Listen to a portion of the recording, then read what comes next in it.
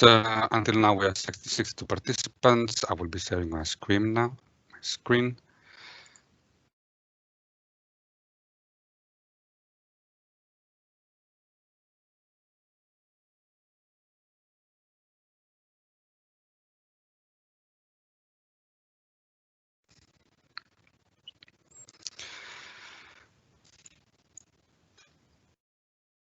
Can you see my full screen?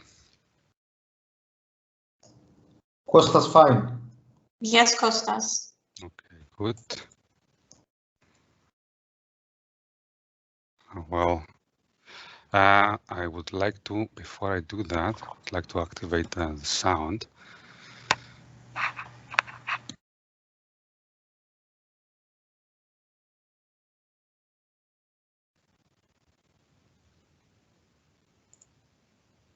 Okay, good.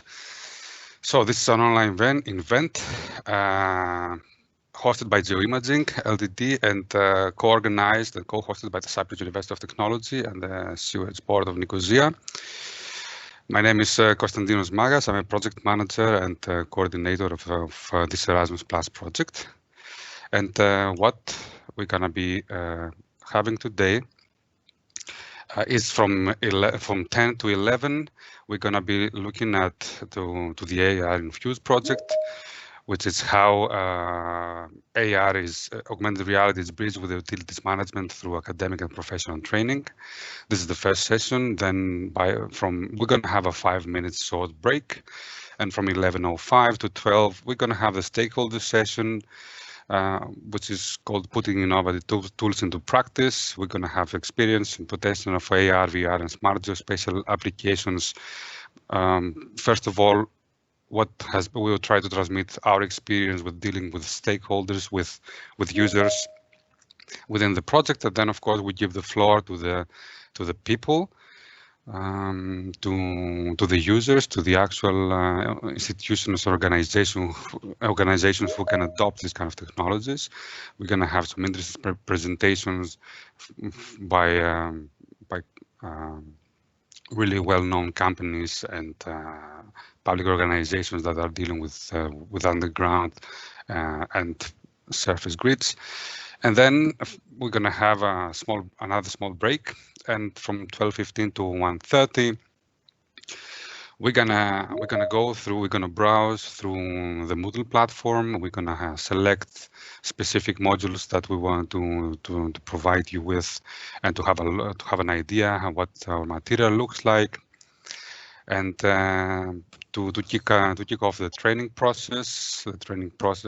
Every single event we have been doing here has a bifold target. We are looking into integrating a dissemination event, which is a public event with a training event.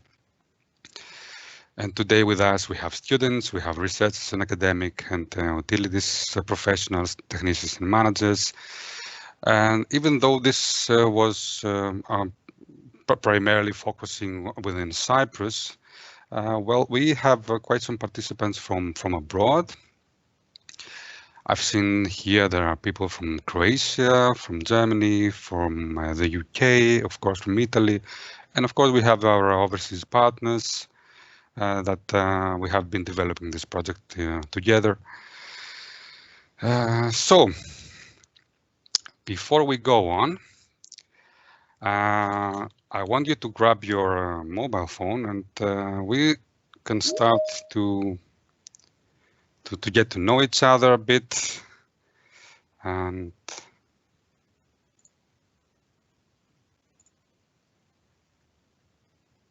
you can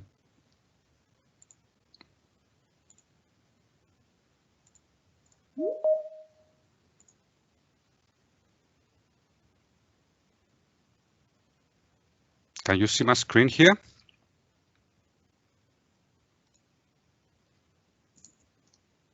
Yes, Kostas. Good. So please scan the code, try to log in, and try to give us a bit of a feedback. So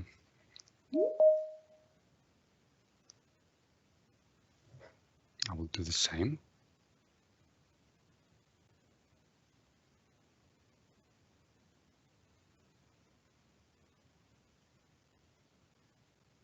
Okay. So the first question is, how important is the adoption of augmented reality and geospatial technologies for utilities management? And this is a question to all of you to understand what is your perception towards the. Well, come on, don't be shy.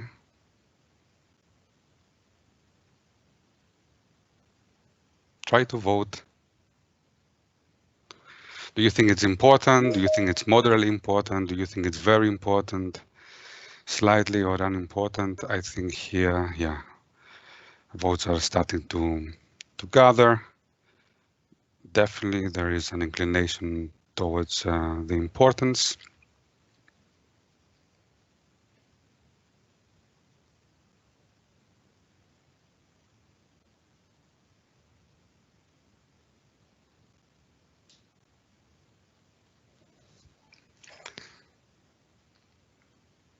Okay.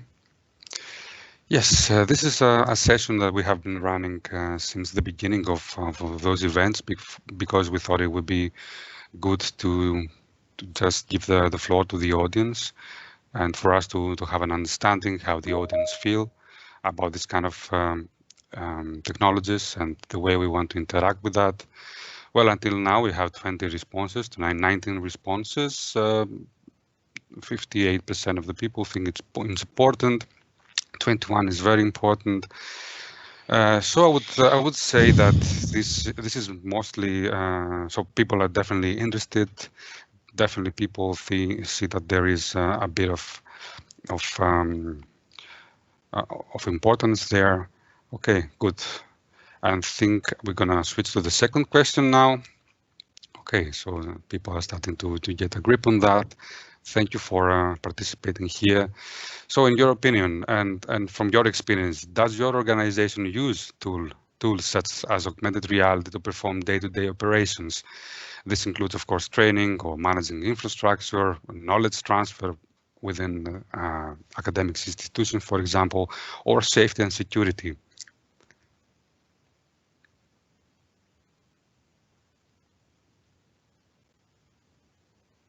Okay, someone is using extensively AR. That's a first, I think, and this is good.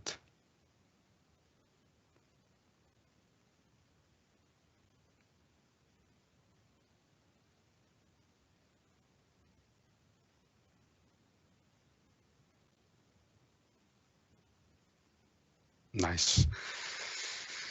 Yeah.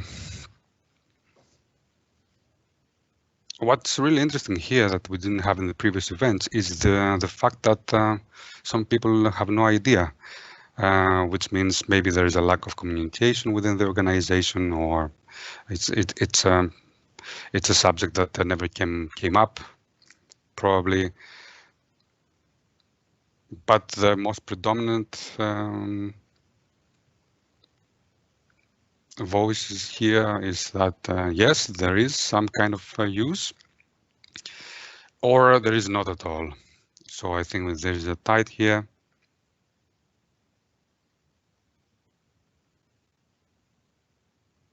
And really important also is that some people report that they make extensive use, which is really interesting, definitely. So yeah, the people who replied that it would be good to have a look on our material and go around and browse and maybe leave us a really good feedback. So, and moving to the next and the third and the last question here. What do you think is the biggest challenge when it comes to adopting innovative technologies such as augmented reality for underground grid management? This is a free text option, so just feel free to write whatever comes to your mind.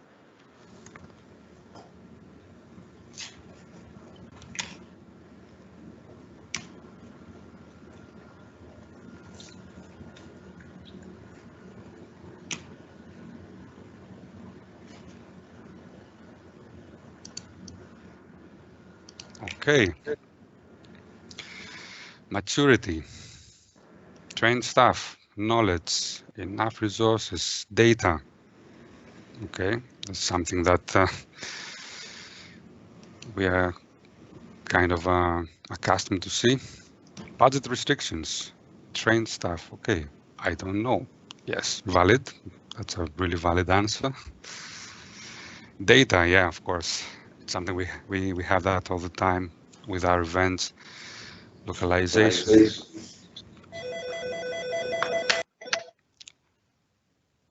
So yeah, definitely. Data seems to be bothering people a lot. User engagement, that's a really good one.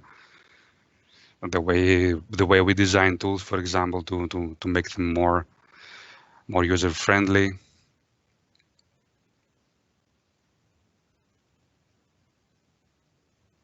Acceptance of new tech. Yes, I would agree. People are quite skeptical when it comes to adopting new kind of things. It's called change management, I think.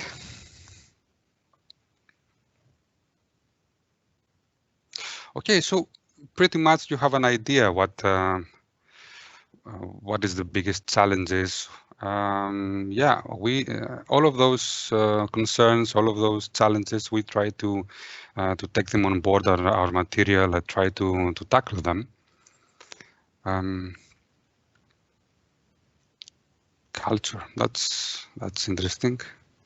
Well, for me, coming from the socioeconomics and having a socioeconomics background, I'm really intrigued when I see socioeconomic observations, mostly than technical. But okay, so we have 16 answers so far. I think it's time that we moved.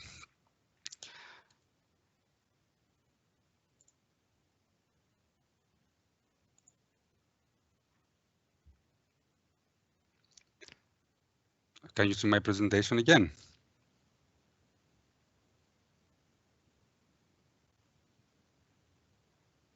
No. No?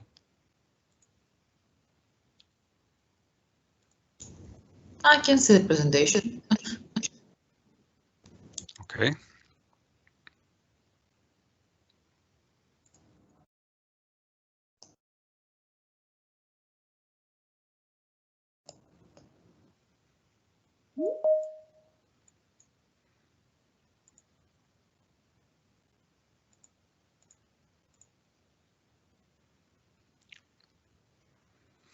Are we fine now? Okay, Kostas. Good. Yes, So what is Kostas. ARinfuse? ARinfuse, what we are trying to do here, it's an Erasmus project that started in 2018 and will be ending the coming month. Has an overall budget of roughly almost 300,000 euros. Due to the COVID situation, of course, we had to extend for a couple of months just to accommodate all the events. It is be kindly funded by EDEP, which is the lifelong learning agency, the Erasmus Plus agency in Cyprus. They have been very supportive until now. Of course, I sent them an invitation. They couldn't be present, but they would really love to be with us, maybe some other time. And this is one of 1,350 ongoing projects with the same action type, which is slightly increased since we ran this search a couple of years ago. Right now, 40 projects are dealing with augmented reality, and it was used to be 27. 12 of them are using maps or geospatial applications. Only 2 of them are dealing with utilities, and only 1 with underground grids. So what we are doing here is quite kind of a niche, meaning that is not being tackled by a lot of institutions. It's something that it's emerging, and which makes it equally interesting and, of course, a bit challenging. So this is who we are. We have a nice geographical distribution. We had the opportunity to have partners spanning from the entire geographic spectrum of Europe, and from Sweden to Belgium to Germany to Italy, and then from Cyprus. What are we trying to do here? We want to provide education and training targeting students within universities and professionals such as engineers, technicians, and managers dealing with underground infrastructures by developing and making available tailor-made e-learning modules. So this includes software and data, where augmented reality technologies can be merged within geoinformatics and applied within the utility infrastructure sector. So in the end, we are trying to provide the material that you are starting to get to know the technology and to get familiar with it. So where did it all begin? We came up with the idea while we have been coordinating the Horizon 2020 project LARA. Another Cypriot organization was on board in this endeavor, Signal Generics. We had been awarded for this project. What we were trying to do is to create a device to augment the underground grids. And while trying to develop the prototype, we immediately got it that there is a lack of engagement, there's a lack of familiarity when it comes to the users, and of course a lack of harmonized data in order for us to start pushing and exploiting from a market perspective the device. And while we had been performing updates on the device, we thought about doing something to prepare the ground for users to start accepting this kind of technologies, because we definitely see that there is a possibility, there is option there, there is a lot of prospect. So I will be showing the video of the LARA project here, just for you to have an idea what we dealt with.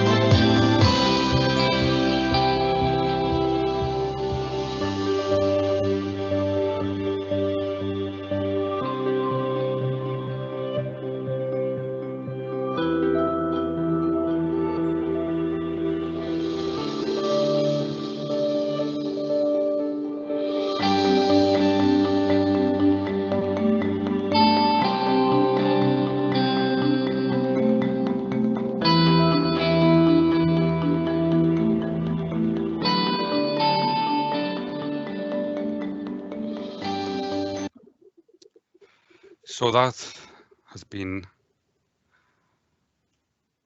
the LARA project.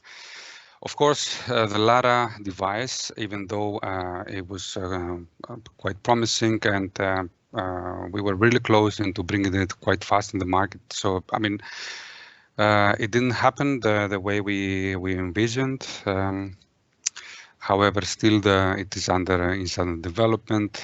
Certain parts are being, we're trying to update them. However, this is not the only solution there. There are available commercial solutions out there for all the users to start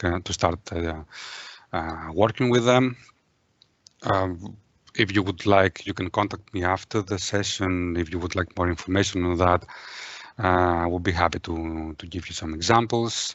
Those guys are tested and they are on the market as well. So, as I told you before, we saw a gap in educational programs when it comes to geoinformatics and utility sector, and we wanted to bridge this gap in order to bring a change according to what the Commission was asking at the time, which is to increase the competitiveness and employability of the people working within this sector, and of course to mainstream the use of augmented reality and geoinformatics within the utilities management. What we did was to map the process, what is the everyday process of the people dealing with these technologies, try to create a training framework. We used open source software, we captured the data, what we have been dealing with real data from real users. So all the documentations we generated is they're real into real use cases, and then we run training events and awareness training and awareness raising events. So what do we deliver? We have a great spectrum of different kind of material, lectures and exercises in the form of presentations and different materials, including building information modeling, geodesy, photogrammetry, and of course augmented reality related lectures. We are delivering that apart from the standalone presentations. You can download software and you can load data that you can use to play around and redo the process.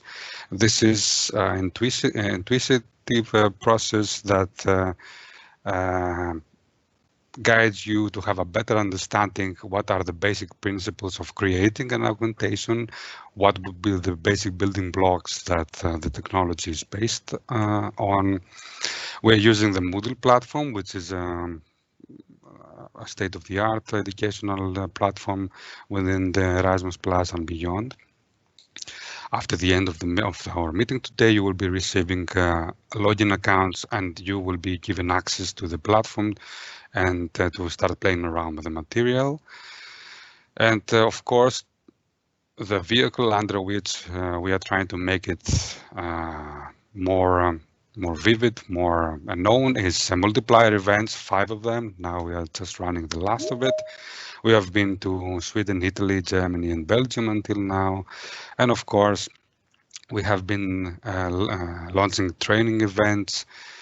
And this is the one that they last for 5 days, which means that after today and for the next 5 working days, so I would guess it's until the next week, we are going to be there for you, and we're going to provide all the information you want and all the help you need. Every event kicks off a training period, so after we're done here, as I told you, you can go around and to browse the material, and we're going to be happy to provide all the information you would like. And yeah, this is the end of my introductory presentation. This you can join through our website, you can follow us on the Twitter, and you can contact us at any time. Thank you. I will passing the floor now to our next speaker.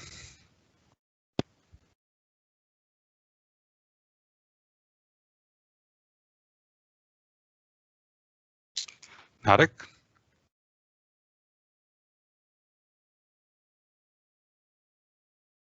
Great. So I hope you are able to see my presentation. Yes. Yes, Narek. Okay, thank you. So I would like to welcome everyone to our last training event in Cyprus. I am Narek Minaskan. I currently work in the German Research Center for Artificial Intelligence, and I'm happy to talk to you about augmented reality a little bit more on the technical side. So let's just start and show like what's augmented reality. Simply put, it's putting reality and virtual design and objects together. So here, as you can see, we have a map of a city, a model of a building, and if we put them together, just like magically, it turns into augmented reality. But well, it's not all that magic. It's a lot of mathematics behind it. Well, what is augmented reality really? I mean, where did it start? How did it start? What's the definition? So the most official reference for augmented reality is a paper published by Azuma back in year 97, where he defined augmented reality to have the following characteristics. An AR system is supposed to have, it has to combine the virtual and the real world, it has to be interactive, and it has to be in real time, and it has to be in 3D. So a system that has these features can be considered as an augmented reality application or an augmented reality software or program. But where is it now? Where is augmented reality now? So for that, to see where the technologies are during the time, we use something called Gartner Hype Cycle. So it basically shows the rise and plateauing of the new technologies. So as you can see, in year 2004, augmented reality was a topic that was discussed. It was rising. Everyone was having some sort of unrealistic expectations of it as time was going by. But according to Gartner, like over more than 10 years, this idea, this technology is going to plateau. What that means is people's expectations are going to get real. People will get real. They will be, of course, disappointed because they will figure out that, oh, it cannot do many things that they expected. But that's not a bad thing, because as people's expectation gets real, we can then focus and shift the attention to make things that are practical, that make solutions that are practical and are used in real life. So for 2018, we can see that the augmented reality is through its disillusionment period, and in 5 to 10 years, it's going to go into the productivity phase, which is already kind of is in production, but maybe not as big as we would expect, but it's getting there. Now, in the context of industry, what are the expectations? Like, what would people like to see from augmented reality? We can see that as early as in 2000 and early 2000s, people had the concept of augmented reality in industry, for example, for fixing cars, for professionals. And what they would like to know or do is they would like to have increased efficiency. They would like to make less errors in their works, and most importantly, they would like to be able to transfer their expertise from the one expert to the next one that is being trained, which I would say is probably one of the most important aspects in industry, because as time goes by, training people gets more expensive. Maybe less people are getting into a specific field, and getting someone to train them could be really, really difficult. But generally, what do we need for augmented reality? What's needed? So first of all, without exceptions, we need a device, a capturing device, a camera. And we need a display. So the display can be our mobile phones nowadays, tablets or goggles like HoloLens. Then we need content, virtual content that is designed, and then we need some tracker, a program, software. It's a program that tracks the camera position in real time. Now to talk about the technical part of, okay, what do we mean by that? what's the tracker? So generally speaking, it's the solution that it's a problem that we are trying to tackle in the most efficient way possible, based on the hardware that we have. And the idea is to find our camera's rotation and position in real time, so that it is applicable for augmented reality. There has been a lot of work on this, and I would say that we are currently at a stage that this problem is almost solved. I would say 99.9%. Based on the devices that come, well, things also change, but the idea is to find, first of all, our camera's internal parameters, the intrinsic parameters, embed them in a matrix called the projection matrix, and then also solve our camera's extrinsic parameters, which is the camera's rotation and the position, and then embed them in a other matrix called the model view matrix or the pose matrix. And all this together, we will have an accurate estimation of the camera's position in real life in 3D. And all that follows is basically design and interaction with the 3D world. What solutions have been developed for tracking since the early years up until now, basically? So we first started by recognizing some patterns called markers, technically. That was the easiest thing that could have been done back in the early days, because markers predefined. It's pretty easy for the cameras or the computer to process this kind of patterns, and then we're just able to just show some sort of model on top of them. As time went by and the devices got stronger, the idea was to, okay, let's use our real-time objects as markers. So what's the benefit of that? So first of all, markers are kind of occluding the scene, adding information that is not needed, added basically some sort of noise to the scene, and we don't want that. So what can we do? We can use the models that we have around those as basically markers. And these trackers are kind of known as model trackers or markerless trackers. What do they use? They use the features of the objects in hand, that is their color, textures, and other features such as edges and corners. And then as things got more advanced in the world of the hardware, we developed SLAM systems, simultaneous localization and mapping system, that use the natural features of the environment to map it and to understand where the camera is located, which is a technology that is used in devices such as HoloLens. What will the future bring? We don't know yet, but it definitely looks pretty bright. The ideas that we have for augmented reality is that it's applicable in many different fields. As Kostas was talking about it, well, Lara was one example of it. For training experts, for fashion, for driving. I know that there are, for example, devices like cars that are going to be equipped with augmented reality possibilities.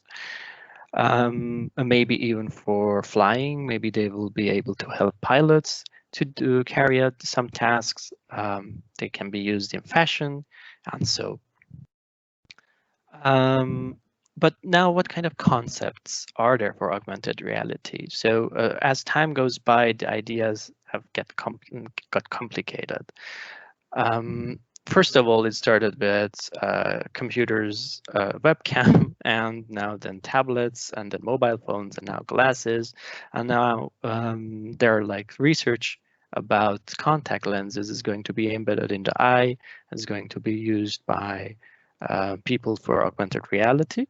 That's, for example, it was a research done by Zeiss and Telecom.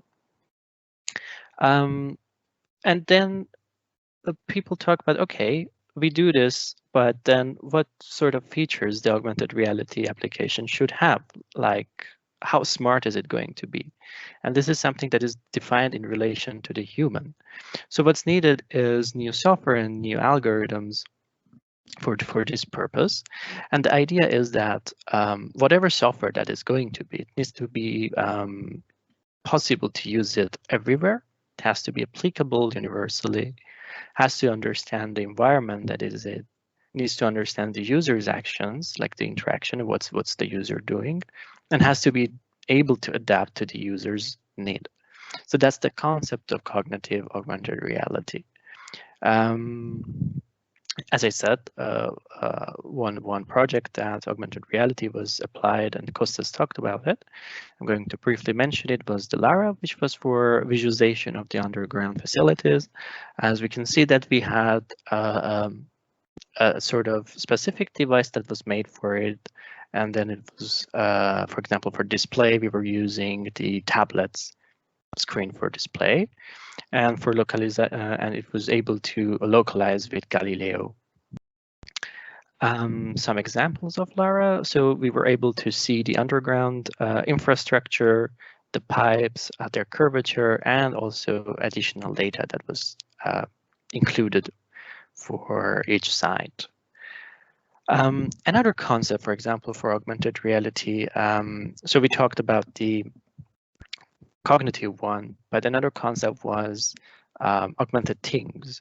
What's this? It was talking about, the idea was coming from Internet of Things and how connected or interconnected today's world is, today's objects are together.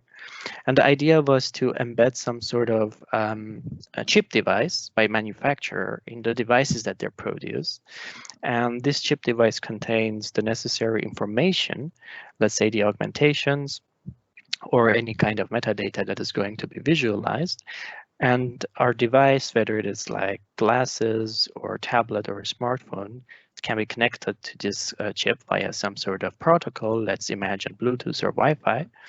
And then the augmentations and informations, whatever they are, whether it is how to use the device or how to use your coffee machine or clean your coffee machine, are going to shown to the user via this connection. What's the benefit of this concept? Well, first of all, we don't need a large database of objects because now every object contains its own set of data.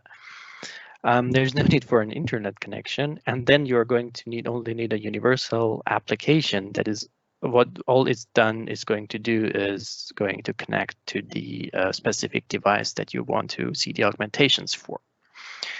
Some examples of this concept was made by us in DFKI. For example, we can see that in context of industry, we have an industrial machine, and then we can simply see some information about it, how to operate it, any kind of information that you can imagine can be augmented for this purpose. If we move forward, for example, in household, we can now track a sewing machine and, like, for example, how to use a sewing machine, information about where to put the thread, how to set up the settings for a specific kind of textile, whatever you can imagine. A broader example we can see here, for example, office use. Nowadays, I don't think people struggle with using printers, but here it goes. Even more in the household context, it can also show you, let's say, the nutrition details of the cereal you're going to have for your breakfast. Or if the kids want to build the Lego, it's possible to show them some hints on how to use the Lego or how to maybe animate them. So, you know, it can be used also in advertisement, for example. Even for cultural purposes like museums, we can see that, we can also track historical objects and display some sort of information about their history, why was it there, what happened, and so on and so forth. And other concept is for tracking mostly, that is combining our device, several sensors together, this is known as sensor fusion, to be able to track our environment and get better results.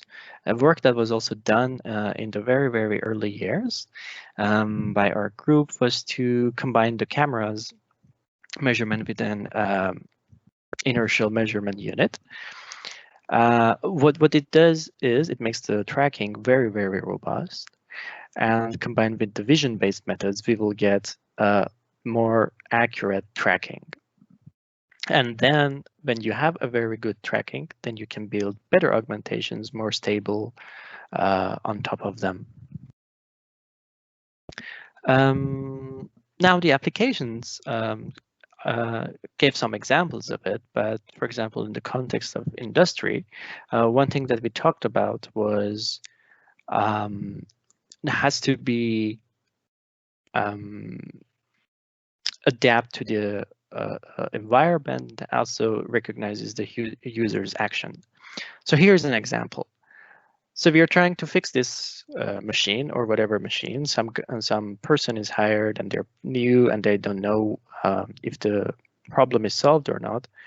So they are going to make an attempt, and if they haven't done it properly yet, the application is going to tell them, oh, you didn't do it properly, so please try it again. And by showing them what they need to do. And when they are done and the action is complete and it is correct, it's going to tell them, oh, it's been fixed, you have done it correctly. And this is how someone can gain experience by working with an augmented reality system in the context of industry and working with complex machines.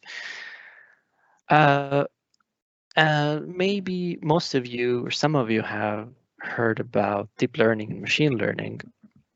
Another good aspect of augmented reality and computer vision systems is now it's been interconnected with deep learning so much that it is kind of inseparable at the moment. Nowadays, what we can do is also like combine machine learning and deep learning into this. That is, our programs can now detect several states of an object, let's say, and which stage of assembly it is, or in which state of repair it is. And this sort of solves the problem of manually doing them. Now, the other concept was transferring expertise. That is, okay, what is needed for that? How can we do that? Let's say for industries that lots of detailed work is needed. And let's say preparing a computer or laptop or a piece of equipment that is rare and is not used for every day. One solution that was developed by a startup of ours, which is now a company of its own, was to first of all, let's have a look at this video so we can see that an expert is trying to work with a set of complex machine, removing stuff, I don't know, screwing things in, or any kind of action. So the idea is here is to recognize the action, recognize the hand gesture. So this video is now being captured. So this is the expert working on a machine or repairing a machine.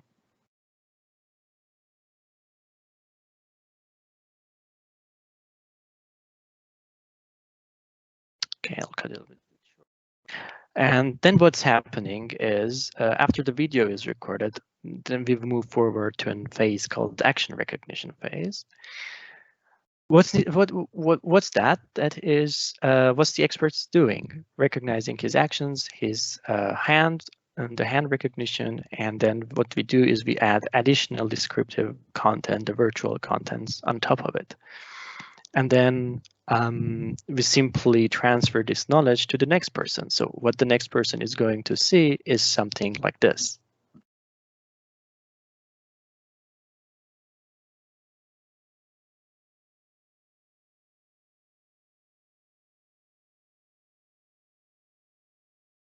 So he's going to see where his hand is located, whether his hand gesture is correct, or whether the device that is going through repair is in the correct position, which stage he is in, what he has to do next, and so on and so forth.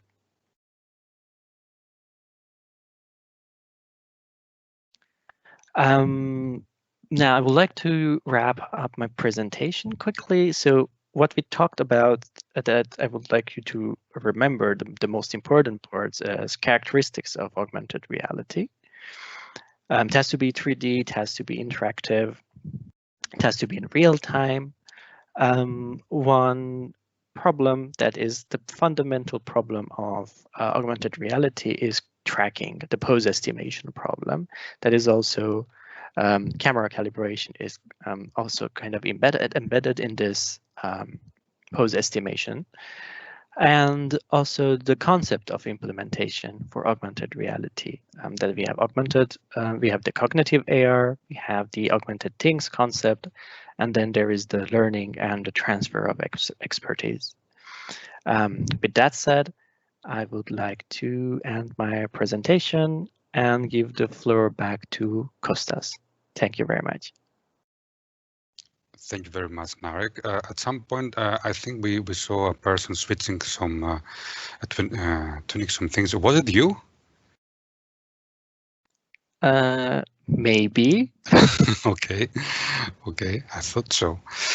Good, and now we are switching to Anders Östman, that will be discussing and presenting us regarding the ARinfuse curriculum and the business cases. Anders from Sweden and Novogit. Anders? Okay, thank you very much. Hi. Let's see. Okay, you see my screen and you hear me? We can hear you, but we cannot see the screen, I think. Okay, let's see what I have to do. Okay, yeah, there was one more button to press. Tell me when you see the screen. It's there, yes. Okay. Great, thank you, Anders. Okay, good morning, everybody. And what I'm going to talk about here in this 15 minutes is about the curriculum that we have created. That is the set of courses, and also the method we applied for developing the curriculum. And it's based on business cases, as I will show you in a minute here. As mentioned by Kostas here, the aim of the project is to develop and test learning material and tools for augmented reality in the water and wastewater sector. And we are addressing both higher education at university as well as professional training or vet training. Also to mention that all learning material that we have created is available on open licenses. That means, in our case, Creative Commons license. An additional feature is that everything is e-learning and self-studies. So that means that you can take the courses in the own speed that you wish to have. So if you prefer to sit during the nights, it's okay for us to if you do it, or if you work more often in the mornings or in the afternoons, it's really up to you. And also what we are trying to target is the future requirements for learning here. So I will come back to this a little bit, what we mean by it. The approach we have is that we have been looking specifically at the potential of AR technologies in the water and wastewater business. So what we started with is that we identified core processes, and that means what are people really working on in the water and wastewater sector. And from that list, we extracted 10 of the processes that we thought have highest potential for augmented reality. So we described these current processes in detail, and then we looked at them and modified them and proposed different ways on how to include augmented reality in these processes, or how to use augmented reality for the different tasks. So at this first step, what we ended up with was description of business processes in the water and wastewater sector where augmented reality may be used. Based on these process descriptions, we looked at what are the required knowledge and skills in order to carry out the work as described in the modified business processes. So we looked at what are the education requirements for each process, what knowledge and skill do the people working on it need to have. And based on that, we saw some reoccurring knowledges and skills that we can say are the key requirements for a workforce. So based on these key requirements, we designed the curriculum, and that is what I will present here. But before going into the curriculum, I would also shortly talk a little bit about these core business processes and the way we perceive them. And it's also of interest for companies wishing to explore the AR technology, in the sense that here you have some potential business cases where you can on which you can develop the systems and provide solutions for. And the first example is perhaps the one you think of in most cases. That is, you have some underground pipes, and there are some problems with it. There's perhaps a leakage or something else that you want to fix. And in order not to destroy other utility pipelines, electricity, fiber networks, or whatever it is, you need to know where they are. So by using augmented reality, you can have a visual scene on where or how to dig in the ground, so to say. And how to avoid destroying adjacent networks. So that's one business process, or one key process here. A second one is about equipment maintenance. Here we are moving indoors, and as you might know, utility companies also have quite large equipment and installations at different facilities. In this case, it's a pump station where water sewage is pumped to the places where they are cleaned. And this equipment, of course, need maintenance, and also, as Narek showed earlier, is providing instructions on how to do the maintenance is of importance. It should be worthwhile to point out that many of these facilities are located quite far away from the city center. So there are not regularly easily accessed by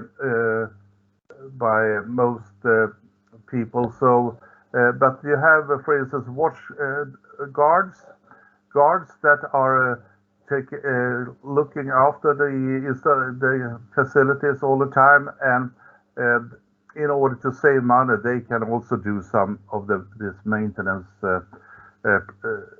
work. The third example I would like to show you is actually from a research project here in Greece and on Cyprus, I mean. Sorry, and this is about using sensors. This is also something that we notice is coming more and more, that in different industries the usage of sensors are increasing. In this case, it's noise sensors that where you can detect the position of a leakage by comparing the noise signals from two different known two different sensors with the known positions. And by autocorrelation, you can compute the difference in distance and get a position on a map. Where is this leakage? And by tradition, this information is shown on a map, but if you're at the site, you can also show the recording of the noise and the position in much more detail using augmented reality.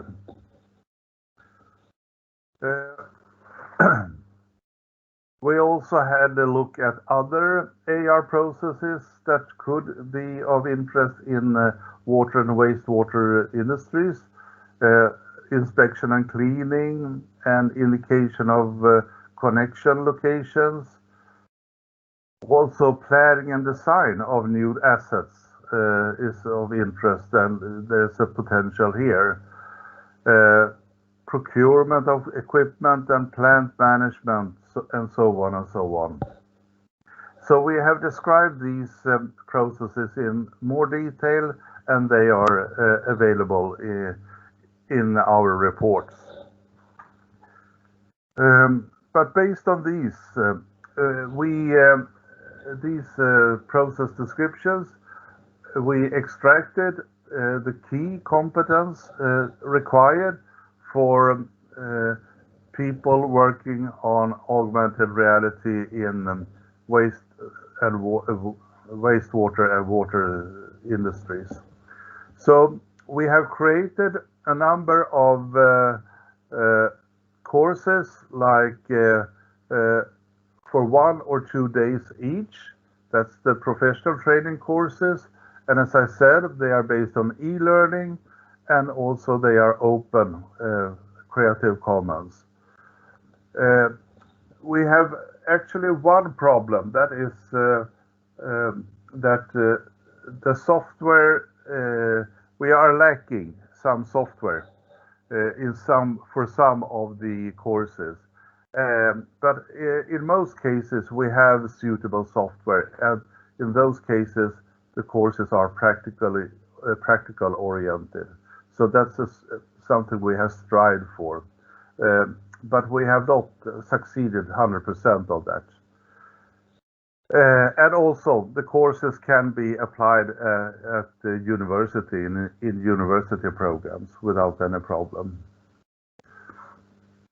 So the new courses that we are offering, and which you will have a look at during these days, one is related to the principle of AR technologies, and that is, for instance, the AR methods that Narek told you about some minutes ago.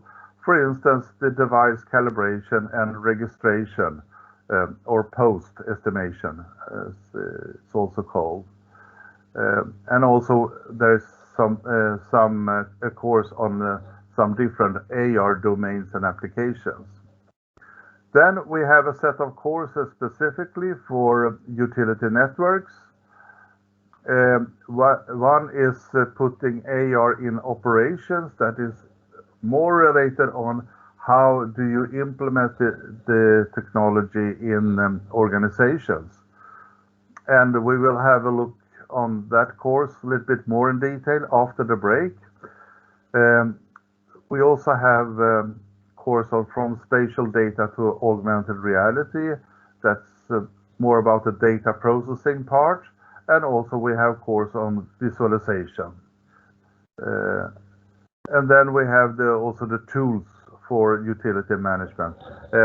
What we have done is based on the LARA project, we have redesigned the tools so they are more suitable for in an educational context and moved all the software to open source. So that means that the tools that are you will use in the exercises or in this part of the project, they are specifically developed for educational purposes, and of course there is a documentation around the tools, and also we have a set of exercises where you can try out the AR technology by use and the software we have developed. Also at our e-learning portal is that we have looked at other existing courses. As you might know, there is a wide variety of e-learning courses available on the net. So we are providing links to courses on underground infrastructure, drainage and sewerage, etc., water supply system and indoor positioning and so on and so on.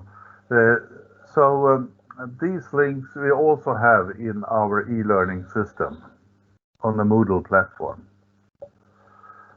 So, to summarize this very short introduction, what I talked about is some of the business cases, especially unblocking of pipes, equipment maintenance and noise sensors, how to use that, and use augmented reality for those different business processes. And we have also more being described in the documentation. And I also talked a little bit about the new courses and very short about existing courses. But I will encourage you to enter the e-learning platform, the Moodle, and have a look more in detail on what we really have developed, and so you will have a better idea of what we have done. Thank you very much for your attention. Do we have any time for questions, Kostas? If so, I would be happy. Yeah. The thing is, we're running a bit out of schedule, but I suggest we just have just a tiny bit of a pause here to give Diofantos the time to share his screen. In the meantime, if someone wants to ask something, we'll be happy to respond. It's going to be a more detailed Q&A section after the end of the second session. Feel free to ask something, and in the meantime, I would call Diofantos Hadjimitsis to start presenting. Kostas? Yes. It's Andreas Christofi. I'm just let me know what time exactly is Diofantos is hard to present. Now. Because as far as I know, he has another obligation, but as soon as we are ready, I'm going to give him a call to start presenting. Okay. Shall we go with the next presenter then? What do you suggest? Is the next presenter is Diofantos? Is not Diofantos? Is he the next presenter? No. The next presenter. Yeah, I'm sorry. Because it's not Yes, Diofantos. exactly. Yeah, sorry, it was my mistake. And we're gonna have experience with AR in the utility sectors. Yeah, right now we're gonna be entering the stakeholder session, but not yet. This is a bridging. This is a bridging presentation by members of the consortium. We would like to show you how we devised part of the software and the material. So I would like Dries, Roderic, and Kiki to... Yeah, Kostas, this is Roderic. Can you hear me? Great. Thank you guys. Okay, this is Roderic Molina from Genova in Italy, and this presentation now, it's Kostas. Sorry, can you confirm you can see the screen just to be sure? Yes. Okay. Yes, Roderic. Thank you very much. This is a short presentation. We have seen now from Anders, which is the training offer we developed in the project. There's another big outcome from ARinfuse, and this is the software we developed for augmented reality augmentation. And in this sense, what we did in the project is the development of 3 different experiences, 3 different use cases based on real data in real locations in order to test the software we developed. This presentation will be based on that experience, and I will go through the first one, the one that we did in Genova in Italy. And in this sense, let me just put the...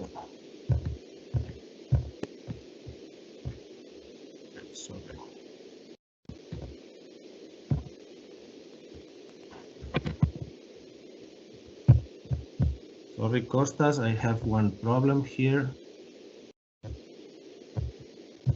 Since I cannot see my screen, just completely disappear. Okay, I can see it now. For the Genova case, sorry for this issue. No problem. Just for you to know what we had from the beginning, it's data from the Genova utility company. This was basically data based on the water pipes, the sewage, and the gas also. We had also some other data from the Genova Municipality, and this was more than enough to start that experience. We've first of all identify some potential places to run the experiment, to run the use case. So we went through the map from the network, and we discover a few places where are suitable for our experimentation. And then we, of course, ran the first experiment. We went to the field and take basically 2 kinds of information. First of all, photos of the places, and then we took some points with the support of a GNSS device, a high precision device getting the coordinates of specific points on the field. The idea was then to map that points and to have this augmentation through with the help of these GNSS locations. The first experience did not went very well, since this was basically a learning experience, and we discovered that we took the points in a wrong way, let me say. Actually, the points we took were not very well established on the ground, and actually the final augmentation result was not good, since the position of the points we took was not optimal. The second experience went better. We went again to the field and to the same positions. We took again photos and GNSS points, and at the end the result was good. Basically because this time we positioned, we took the points, the GNSS points, in a right way, meaning that we kind of draw on the ground regular square. And then that was most suitable for the software to get the correct augmentation of the pipes than on the images. This is the result we have in this second experience, and even if it was not very accurate, it was already first experience of augmentation. The results was not very good for us, since we discovered that the Z values, meaning the depth of the pipes on the existing data, was not correct. So we at the end faked a little the depth, the Z value of that pipes to get a correct augmentation. And then also the camera, we took the photos, made a sort of distortion to the photo itself, and then the software for augmentation get some problems, basically based on that kind of distortions. The third time we went to the field, then as I said, this was a learning experience. So we, the responsibility of the use cases, worked together with the developers of the software to arrive at the end to a completely satisfactory result on the augmentation. We went again to the field and took again new photos, this time with just a mobile phone. And the augmentation result this time was completely satisfactory, since at the end we had an image that was completely suitable for the augmentation, and we also faked the Z values. So you can see here how we at the end get the result, augmenting the pipes. In this sense, you can see the yellow pipe, the yellow lines reflecting the position of the gas pipes, the blue ones reflecting the position of the water, and so on. So, as I said, it was a learning experience to at the end get the best conditions for field data acquisition for the augmentation. It's obvious that in order to replicate or to run this experiment in another context, you need to have access to a precise positioning device. You also need to get access to accurate 2D data with a real depth value, of course. And then ideally, at the end, you go to the field and position 4 points distributed, creating a square of a rectangle. The tool created have a very promising development in terms of educational value. Even if it's, and we discussed that with the utility company here in Genoa, it has difficult possibilities to be integrated in a real operational workflow. But as I said, it have a lot of the promise of potential in terms of educational value. So this was all from my side for the experience in Genova. I will now give the floor to Dries for the Flanders case. Dries, please. When you say next, I will go through the slides. So I'm going to give a quick presentation about our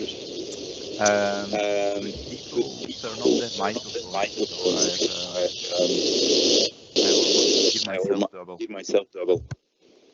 Thank you. So in Flanders, still. Yeah. Okay. So in Flanders.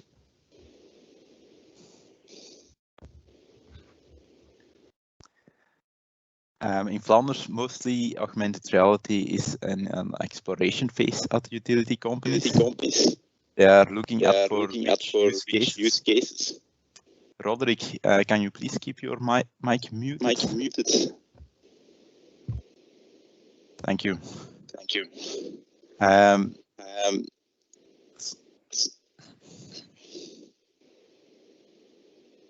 So within Flanders, utilities companies are mostly in an exploration phase for augmented reality. They are looking at for which use cases can they use augmented reality, and they are doing some limited testing.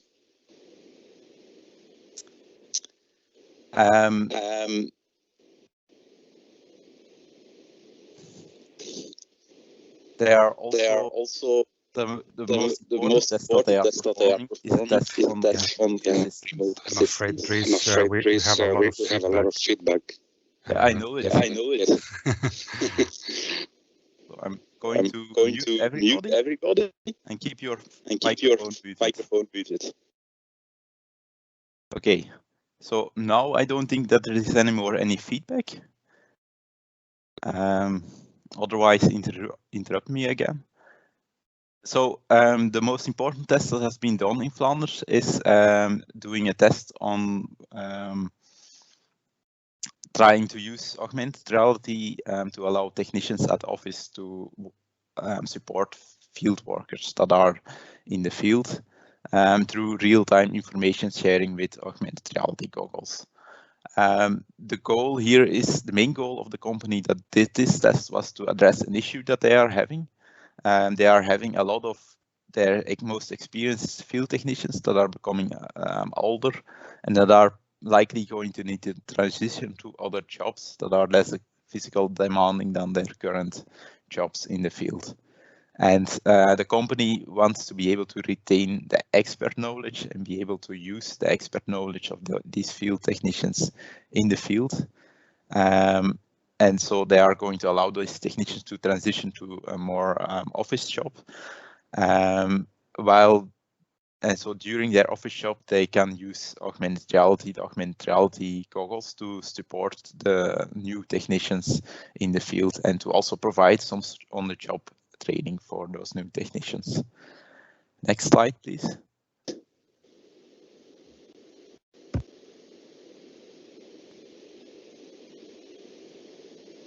Yeah, okay, thank you.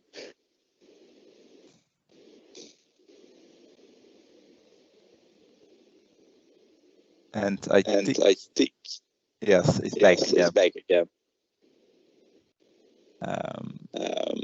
Could everybody look at his microphone again?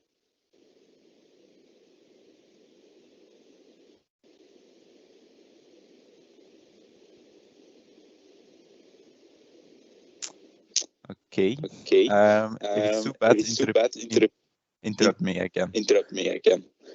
So there are. Dries, you have okay.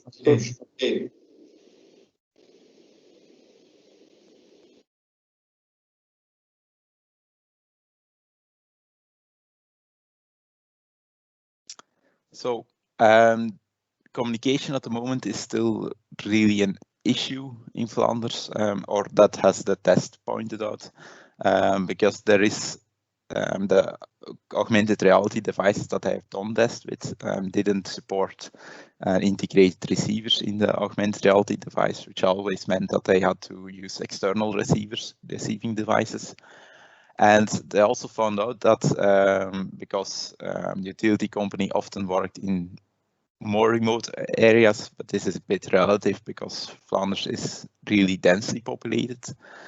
And but that even within Flanders, in those more remote areas, that coverage was not always sufficient to get good communication over the network with the company headquarters.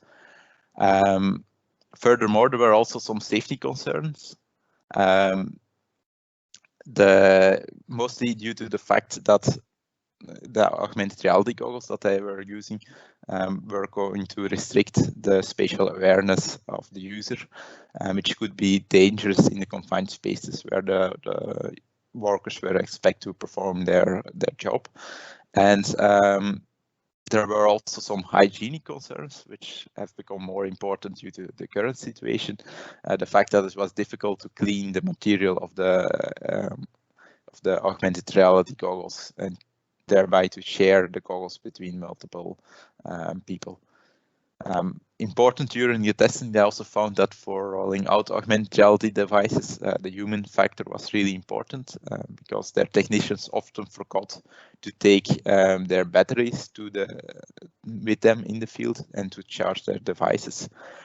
So leaving them with useless devices in the field, and they started quickly to treat the augmented reality devices more as a gimmick than as a real tool that they could use to support them in the field. They often forgot that they could use the augmented reality device instead of other methods of communication. So next slide, please. So in general, the picture in Flanders seems to be that most utility companies think at the moment that the augmented reality ecosystem isn't mature enough yet for operational use. They think that there is a need for more source data, more suitable source data. They also think that at the moment most of the augmented reality devices are more prototypes than real operational devices, and a lot of the devices that are at the moment working really well are not really suitable for the operational environments, the confined spaces where the technicians are going to need to be working in, and because the technicians are also often going to need both of their hands free, and the well-working augmented reality devices at the moment do not seem to support this very well. And they also indicated that they had a need for good educational resources to train their technicians, that they weren't able to find any good resources at the moment they did the testing. But they did indicate that they think that there is a real potential for augmented reality in the utility sectors, and that they definitely saw some promising developments such as ruggedized devices, BIM, and technology awareness with new incoming employees that could allow for the implementation of augmented reality in operational use within several years. And they were also able to validate their use case, indicating that they definitely see a valuable use for augmented reality devices. So that was my quick presentation about our experiences in Flanders. Thank you, Dries.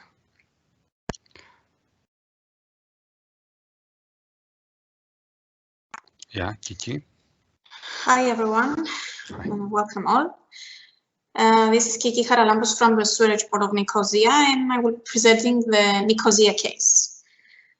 Well, in Sewerage Board of Nicosia, we up until the ARinfuse project, there was no experience with the AR technologies, or as far as I know, for other utilities as well. We use more conventional software to digitize and save our data, network data. SBN actually has AutoCAD maps showing the pipe network with all the available information.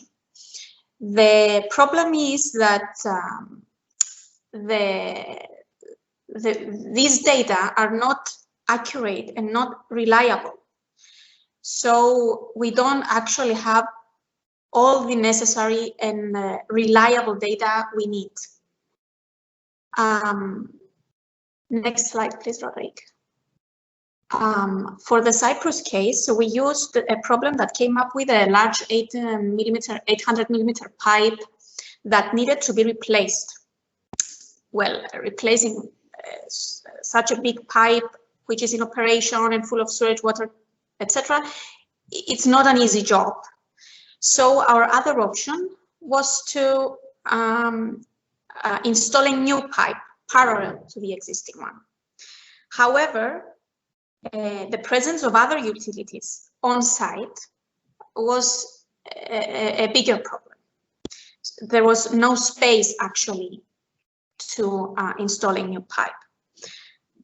The problem was that there was no accurate data on the other utilities as well for knowing that their exact location and their exact Z, the invert level.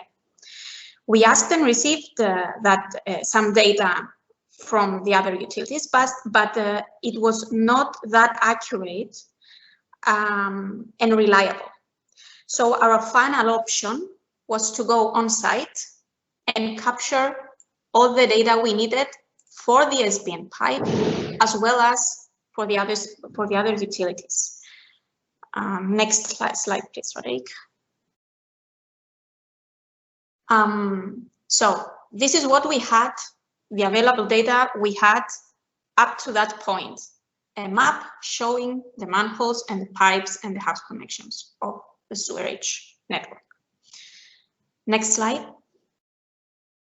Well, luckily, all SBN manholes are visible. So our on-site technicians were able to capture all the XYZ coordinates as well as the ground and the invert elevation, that is the Z coordinates of the pipes. So we could create a new map with all the necessary data, but at this time would be accurate and reliable. Next slide. And we came up with this map. Now this map is the exact network on the area of interest. So we followed the same procedure for the rest of the utilities with the help of the authorities. Next slide, please, Roderic. Drinking water, electricity authority, stormwater, communications, etc. So we ended up, as you see in the picture, you can see manholes of other utilities as well. We ended up with this kind of map showing all the existing utilities on the area of interest. Following slide, please, Roderic. So, after talking to the experts, the augmentation experts, we followed the same procedure as Roderic said before. We took pictures of the area, about 25 to 30 pictures of the road through the total length of the pipe. And for each point, we placed 4 cones and captured all the coordinate data we needed for each point, as well as the data of the point of the camera. So these pictures, as well as all the X, Y, Z data, were sent to the augmentation experts that gave us the following results. Roderic, the 2 following slides show what we came up after the augmentation process. This one and the next one, Roderic. So these pictures show the augmented results of this is the main sewerage pipes. This is the big pipe we needed to replace. The left pipe is the pipe we needed to replace, and the next is a secondary network of sewerage port of Nicosia. And next slide, please, Roderic. So even though the AR applications are not really mature at this point due to the availability of the data, the coverage, technical knowledge which is required for the on-site and the office personnel. The Cyprus use case has allowed us to use the new accurate data we had to put the project we wanted under implementation to replace some parts of the pipe or install a new parallel pipe to solve the problem that existed. The implementation of the AR technologies seem promising as per the assistance that can be provided from the office to the field workers during the implementation of the works. It has raised awareness amongst the technical services personnel, mainly as per the accuracy and the reliability of the existing data. And it has significantly, for sure, improved the technology awareness among all our technicians. Thank you very, very much. Giving the floor back to Kostas. Thank you guys. We are running a bit out of schedule here. I have definitely, I think the last presentation was really useful. It definitely gave you an idea to the participants on how we went with constructing the material and how we put into practice. And especially when it comes to the Cyprus case, it's a clear example when when material and software and processes are put in place into an organization, then the organization itself starts to coordinate, starts to look around, to build and harmonize the data. So from this perspective, I think what we took home as a conclusion is that definitely the material is helpful and can direct the organization towards adopting these kind of technologies. So now we're gonna give the floor to the stakeholders outside the consortium. I'm afraid we are running a bit out of time. However, Diofantos will speak about the Excelsior experience and how this is destined to change the landscape in Cyprus when it comes to the use of geospatial data and remote sensing. And so, Diofantos, the floor is goes to you, and please have an eye on the timer. Thank you so much. Okay, thank you, Konstantinos. Can you hear me and can you see the screen? Yes, everything is great.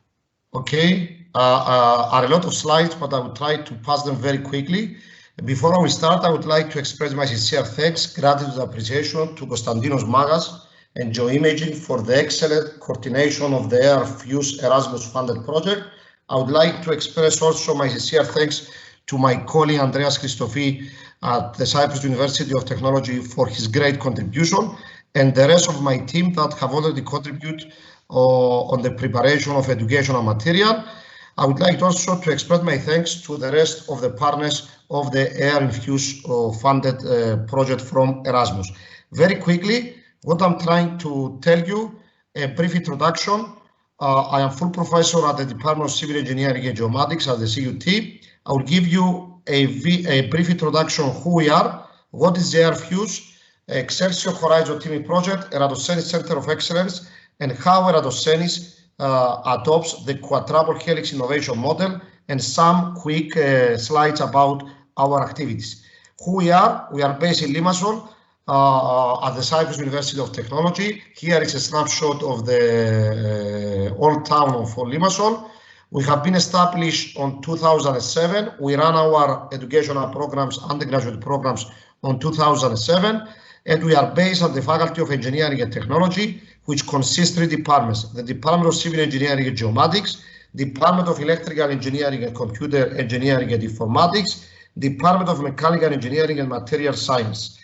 In 2007, we have been established as a small remote sensing geoenvironment lab under the Department of Civil Engineering and Geomatics. Here is the roadmap in which we submitted the Excelsior Horizon Teaming Project.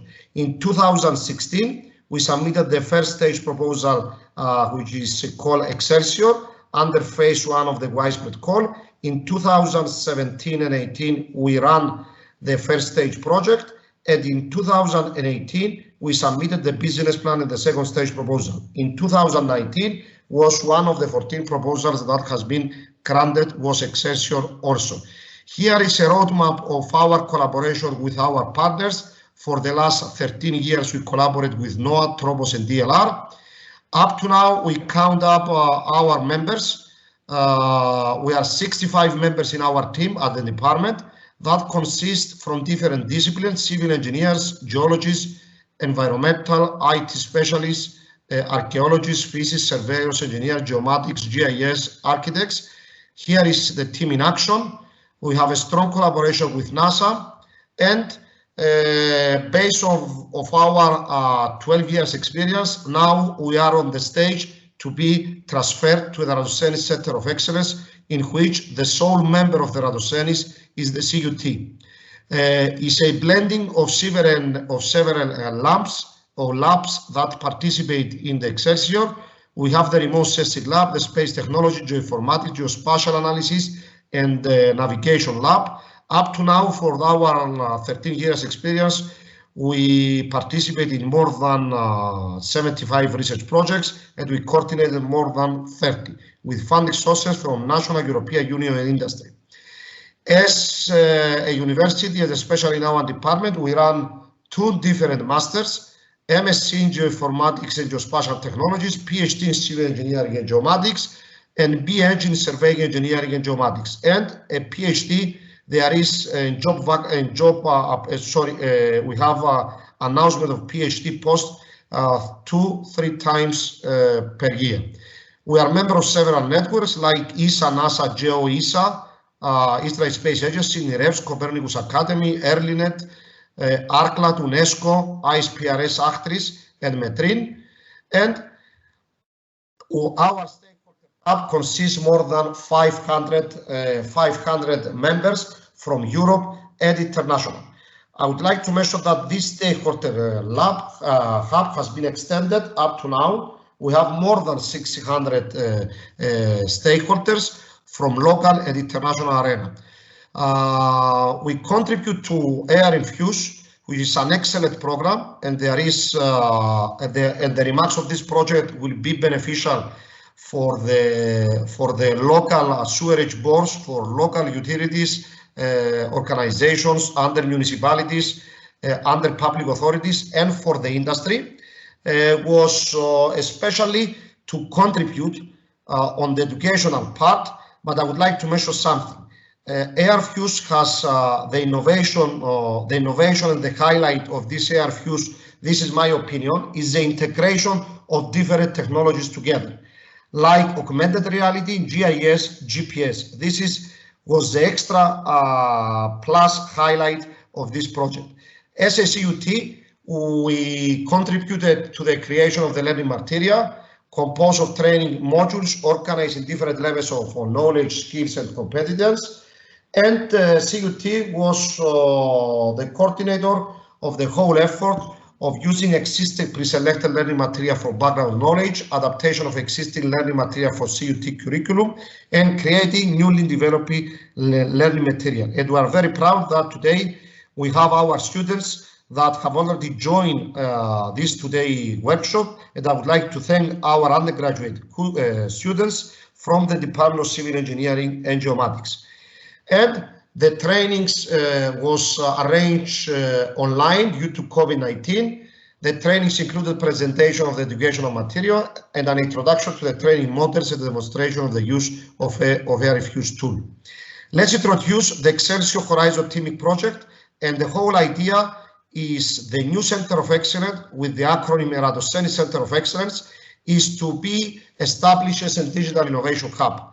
This was the call that we submitted, spreading excellence and widening participation. It refers to countries that are considered as low performing countries in research. Cyprus was one of these, and we found some pioneer partners from other countries that are considered as excellent in research. And why Excelsior? In our capacity as a consortium, we motivated from the fact that as an expert in GIS, geospatial technologies and Earth observation, we are motivated from the fact that the European Commission will invest 16 billion euros in space building upon Galileo and Copernicus. We see the opportunity from the fact that the Cyprus government is investing to become a full European Space Agency member. We are inspired from the fact that Earth observation has been identified by ESA expert as one of the 3 domains for potential future plan for European corporate stage project in Cyprus. And we are aligned with the smart specialization strategy for Cyprus. We are pushed from the fact that Cyprus University of Technology, except from the 30 million euros, has already committed to invest 8 million euros for 15 years. And we feel this responsibility that as a university, as a department, we are the only one department that we have labs in Earth observation, navigation, and GIS. And this was the motto we went to Brussels to support our project. Why Excelsior? Because of the unique geographical position, especially in the Eastern Mediterranean region, in which space-based Earth observation, where 3 continents meet, facing common challenges for making cities and societies resilient to sustainable development. It's going to be 15 years project, and the total budget, including some donations from other organizations, is around 44 million euros. And what was the idea? To upgrade existing labs established at the Department of Civil Engineering and Geomatics into a sustainable, viable, and an autonomous center. And we have already established this center as a new entity of the university, as the name of this is Eratosthenes Centre of Excellence. Here is the vision, as I explained. And what is the vision? To become a world-class digital innovation hub and a key player in the MENA region, in the Eastern Mediterranean, South Africa region, in the areas of geospatial analysis and Earth observation. Here are the Excelsior consortium, myself as a coordinator. We have George Komodromos from the Department of Electronic Communications from Cyprus, Dr. Haris Kondoes from Beyond National Observatory of Athens, and we have Kunde Schreier from DLR and Art Östman from trough. Here is our team before the submission. Here is our team after the kickoff meeting. We make a public inauguration of the project under the auspices of the President of the Republic of Cyprus last year. Here are some snapshots, and we are proud that we have people from NASA, from ESA, from Geo with us, and other key international stakeholders. I would like to mention our advisory body. We formed this advisory body during the phase 1 proposal. We have Vincent Ambrosia from NASA, Marcello Maranesi from Italy, Lena Lunova from Czech Republic, Peter Zeli from Austria, Simonetta Zeli from ESA, and Daniel Barok from Israel. He used to work in Israel Space Agency. Here are the photos of the advisory body. Why this consortium? We want DLR to help us to establish a ground receiving satellite station in Cyprus, NOAA to connect us with Copernicus, Tropos to provide us their expertise for establishing a ground-based remote station for atmospheric research studies and for climate changes, and DEC, the Department of Electronic Communications, to provide links with the government about space. Why Cyprus? And we are ready now to prepare the tenders to establish the satellite ground receiving station in the premises of the Cyprus Telecommunication Authorities, because there is a lot of sunshine, excellent weather conditions. This is very beneficial for calibration and validation processes, especially for passive remote sensing techniques. And as you can see, when we search at the database of NASA, and now for Copernicus, the Sentinel, it is apparent for the last 17 years, more than 78% are cloud-free images, and this is very beneficial to apply the passive remote sensing in the Mediterranean region. And the area of Cyprus is an ideal for calibration and validation purpose due to the inland waters, ocean waters, and the land terrain of the Cyprus region. We mentioned in our business plan the need to establish this center of excellence, especially we mentioned the big need. There is a lack of the installation of a super site for anosodic cloud monitoring in the MENA region, droughts and water shortage, rehabilitation program, disaster risk reduction, and lack of a regional digital innovation hub in Earth observation and geospatial analysis. Big opportunities, funding schemes, big data analytics is a challenge topic that we mentioned in our thematic research clusters, and several other research clusters that will provide some funds when we submit some more proposals. Excelsior fits with the Cyprus smart specialization and fully fits with the Copernicus services.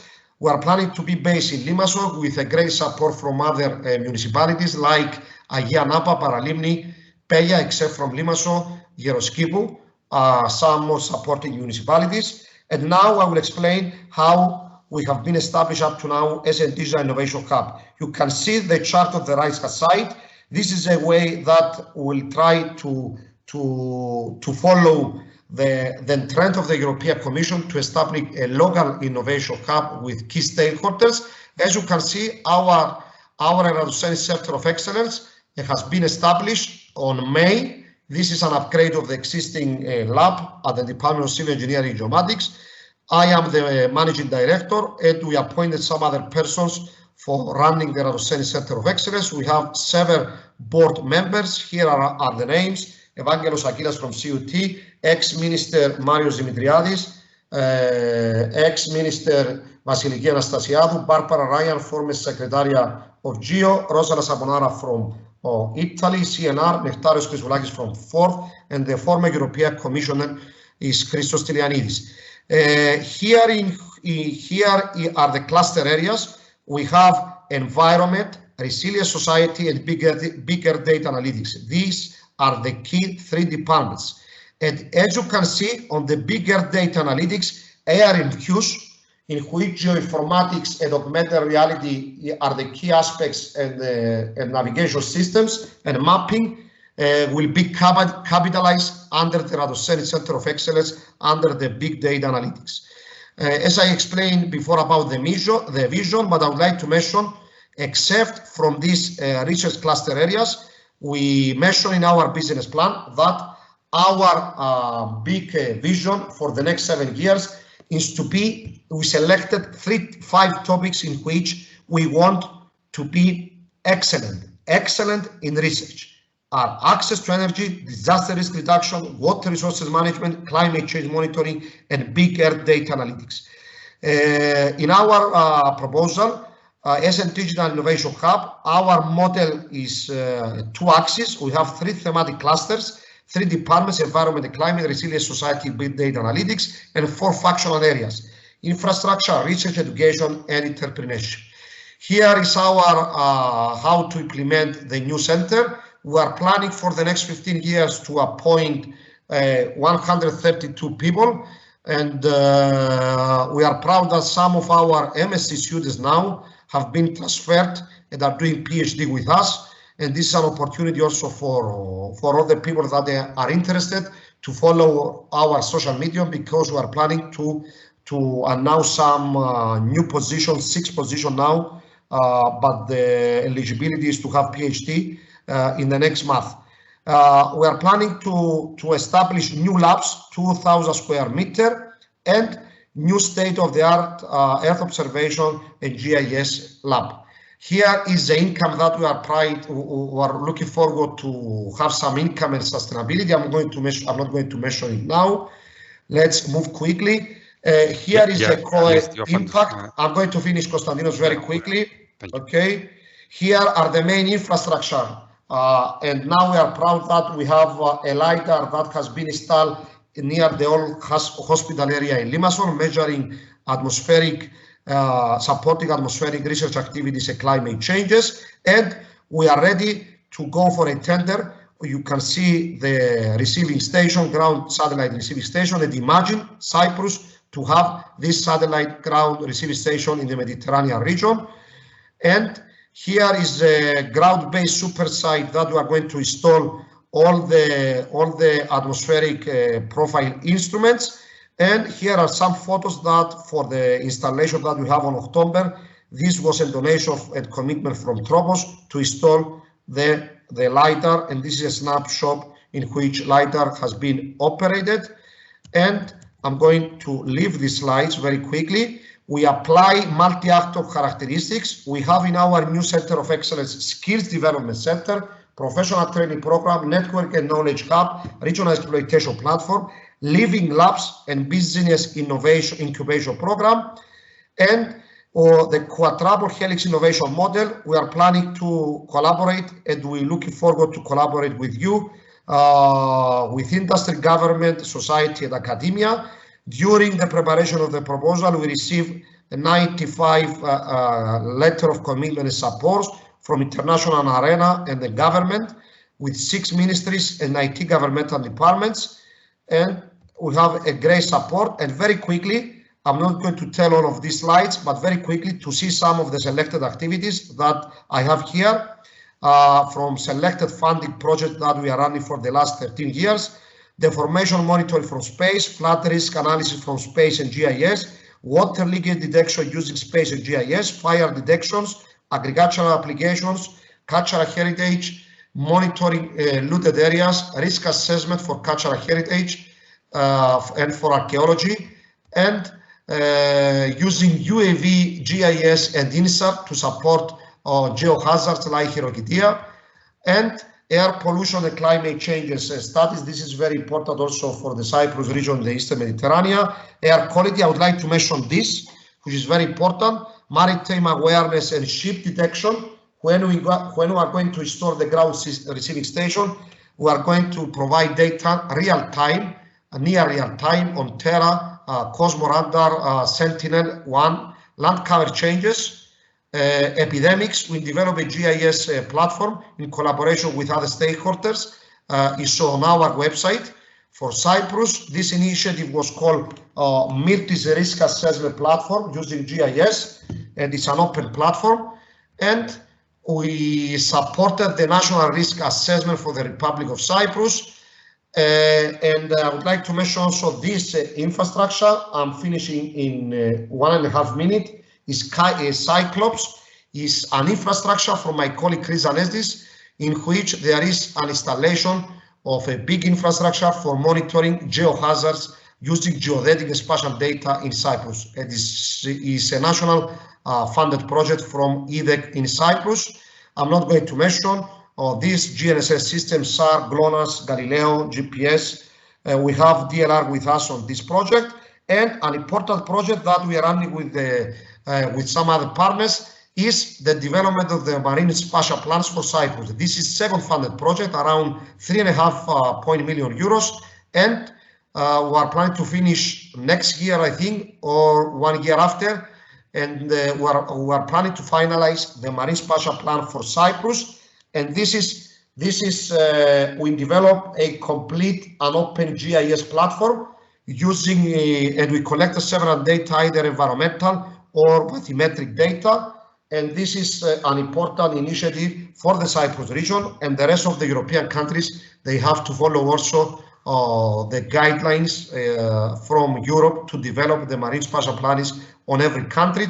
Here are some quick snapshots from the GIS, conflict maps, density maps, another snapshot for Cyprus. And finally, we have another 2 projects, and I'm finishing. We collaborate with several partners across Europe. Locally, we collaborate with Atlantis and the civil defense. And what we did, we developed a GIS geospatial early warning decision support system for emergency operations like floods, fires, and landslides. And this was an important GIS tool that has been used by the civil defense in Cyprus. We use and apply a little bit augmented reality, but we apply GPS and mapping techniques, total station, distometers, and other geodetic instruments. Was 6 years ago, was a big project, €500,000 to support the modeling of water supply networks in Cyprus. We map the water utilities in the old town of Paphos. We develop a GIS for the stakeholder, for the municipality, and we have different data. I'm not going to mention them. And what we did, when we map the real network, we develop, we use a ground penetrating radar also. And what we did, we developed a hydraulic lab in our premises. We still having this lab in collaboration with a local industry. And what we are doing with water utility systems, we have the ability to test them on a hydraulic analysis and to see any problem with the design of the outside network. And this is another collaboration. Okay, this is GPS and GPR, ground penetrating radar snapshots. Very quickly. And finally, we collaborate with the Sewerage board in Nicosia. I would like to thank Kiki. Was 6 years ago, I don't remember. Was a small consulting services for the Sewerage board in Nicosia. And what we did, we used several technologies in Lacha area in Nicosia, like GNSS, GPR, UAV, and other auxiliary techniques to support the mapping of the sewerage utility in Lacha by blending different auxiliary data like photos, geographical data, and other data. I'm not going to mention this. Okay. And finally, we are very active in promoting geospatial analysis and space education. This is a big initiative now. We have a project from ESA to promote geospatial analysis and space in schools. And what we did, we have a collaboration with a local school in Limassol, and you can see on the photos what we did. We established a pixel with plastic bottles and what was the aim. And this has been supported by the Stockholm Junior Water Prize. There was an award on this. And what was the aim of this project is to detect the floating plastic litter from space using sentinel data. Every year we organize events with NASA, ESA, Copernicus Academy, and what we are planning now, we are planning to continue this online. We did this last year, and thank you very much for your attention. Here are our website and social media, excelsior2020.eu, eratosthenes.org.cy. Follow our social media, and we have new posts announced next month. We are looking forward to attract also some people, not only from Cyprus, from Europe and international arena. Thank you, Konstantinos. Thank you for your patience. And believe me, thank you. I participate in a lot of projects. And thank you, especially you and the rest of the partners and my colleague Andreas Christofi for your excellent, believe me, coordination. Thank you very much. Okay, thank you so much, Diofantos, for your kind words. It's a perfect example of how a new infrastructure in a place can drive change, and especially when it comes to the information you provided. You already have a track record with dealing with underground grids. And by strengthening the infrastructure in Cyprus, I understand that all those technologies, all those applications, all those new services can definitely be scaled up. Unfortunately, we are running considerably behind schedule. Therefore, I would like to move to our next speaker. Which comes from the Water Board of Lemesos, is Mrs. Solomos Charalampous, that will present the Interreg project EPIRROI. Solomos, you have the floor. Try to be as brief as possible. Thank you so much. Hello everyone, can you hear me? Yes, and clearly. Can you also see my screen? We're getting there. Not now, but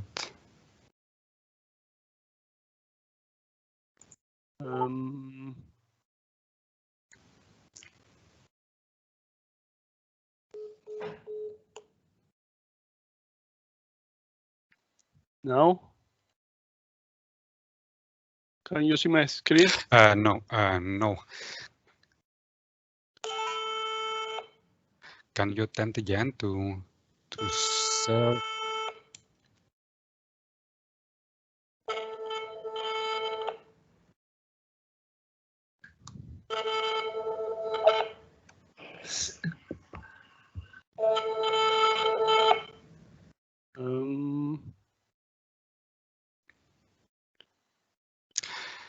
Okay. Now you can see me? I'm afraid not. How can I help you? Kostas, we have sorry, Andreas, we have Solomos presentation. If you would like, I can share it for you. Yes, that would be great. Solomos, is this fine with you? Yes, thank you. This is great. Okay. Just please, a Andreas. moment. Thank you so much for this. Okay.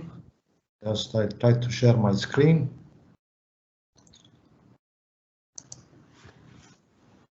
Okay.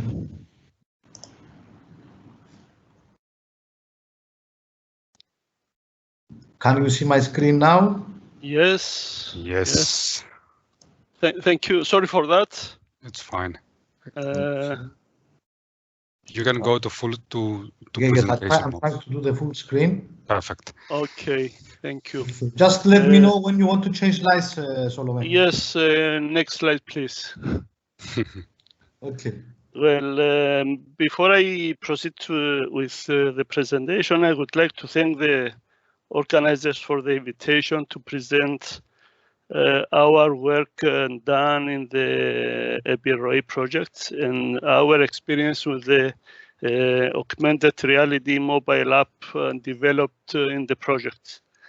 Well, the content of my presentation includes a small introduction for the water board of Lemesos, a small introduction for project EPIRROI, then description of the developed augmented reality mobile app, and the conclusions. Next, please. The water board of Lemesos was established in 1951, is a public body incorporated by law, and its only activity is to provide potable water to the municipalities and communities included in the area of its water supply.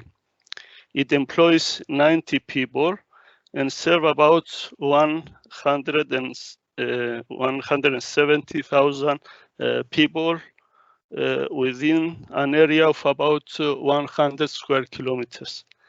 The annual water needs is about 17 million of cubic meters of water, and the annual turnover is 21 millions about. Next one, please. The water board of Lemesos serve all the municipalities of the great area of Lemesos and also some neighboring communities. Next one, please. Project EPIRROI.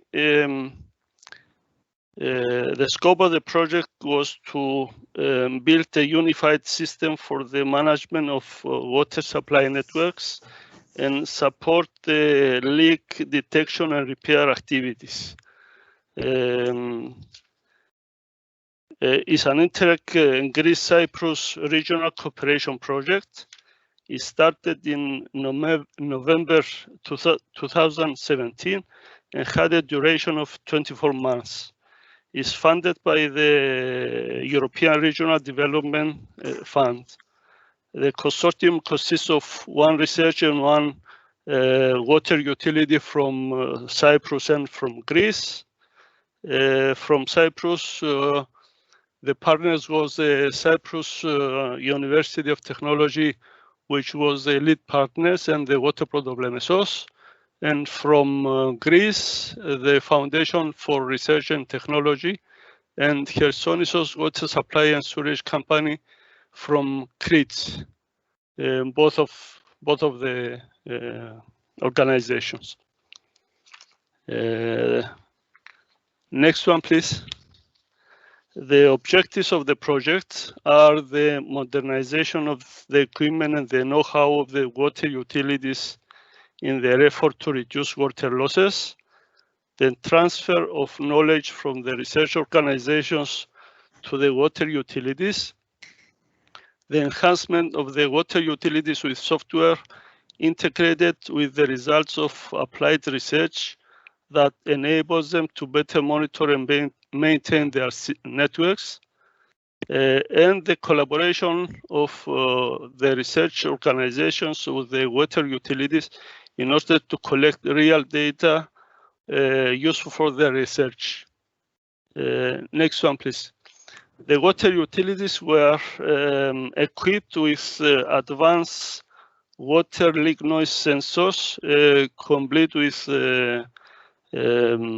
relevant software for the installation and the remote monitoring of the sensors. Next one. Also, the pilot sites in both countries were digitized with GIS software, including all the water supply network, and also the position of the leak sensors and the collected data. Next one. Also, the water utilities were equipped with a mobile augmented reality mobile app, which was developed in order to assist the technicians of the repair teams of the utilities in their effort to maintain the water networks. The mobile app was developed by the Cyprus University of Technology, and the objectives of the applications are to show the user the services that exist at the point of interest and below the ground, to provide information, characteristics of the services, such as type, depth, cross-sectional material, etc., and to provide interaction informations to the user to help him approach with safety and solve the problem he was facing. The benefits from the use of the mobile app is the better understanding of the location of the service in the area, especially in cases where the services intersect. The interactive indication of the services that are affected in case of excavations at a certain depth, and the minimization of possible errors or damages due to insufficient information concerning the services. Next one, please. The main screens of the mobile app look like this. When you target with the camera of the mobile device at the area of interest, on the screen appear the underground services. And on a second screen, the user can navigate in the area, discovering all the necessary details of the network. Next one. The mobile app it works with this manner. It receives the observer coordinations from the GPS network, and then the base of the, depending on the base of the received coordinates, it loads the site map and the details of the underground services from the geodatabase. All the data is processed and displayed through the augmented reality on the screen. Next one, please. These are some snapshots from the work done in our project. Next one, please. The mobile app user can navigate on the area with the 4 arrows on the right side, and it can measure the depth of the different elements, and also can measure the distance of the elements that intersect. Also, the screenshot can be saved for reference and future use. Next one, please. Finally, the conclusions from this project is that a common GIS platform with all the infrastructures from all utilities, not only from water, but also from electricity, telecommunications, and sewerage, and the use of the augmented reality applications can guide the maintenance teams at the correct location and provide details information for the underground networks, including the neighboring services at the point of interest. Next one. The maintenance work is done with safety, and damages are avoided, and disconnections of any other services during maintenance activities is avoided, and the level of service to the people is improved. Thank you for your attention. Thank you, Solomos. Indeed, really interesting presentation. I was not aware that this project went so well. We should definitely see how we can coordinate in the future to maybe we can create something together to enhance synergies. It seems quite interesting, especially the interface on the mobile application is something that I think it will be really appealing. So yes. Thank you so much again. We continue right now. We still are running a bit late. I suggest we skip the Q&A section and the break. Obviously, we'll proceed right away to the training aspect of the module later on. But until we get there, I would like to welcome the next speaker, which is Konstantina from Nicosia Municipality, which is a municipal officer, and she's going to present elements of the Smart City project of Nicosia. Konstantina, welcome on board, and please try to be as brief as possible. Thank you. Can I make one moment and share my presentation? Yep.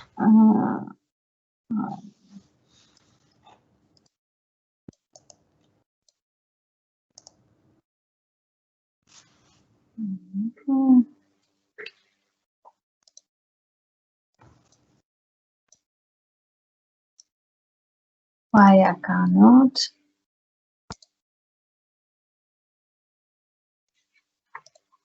Sorry, one moment.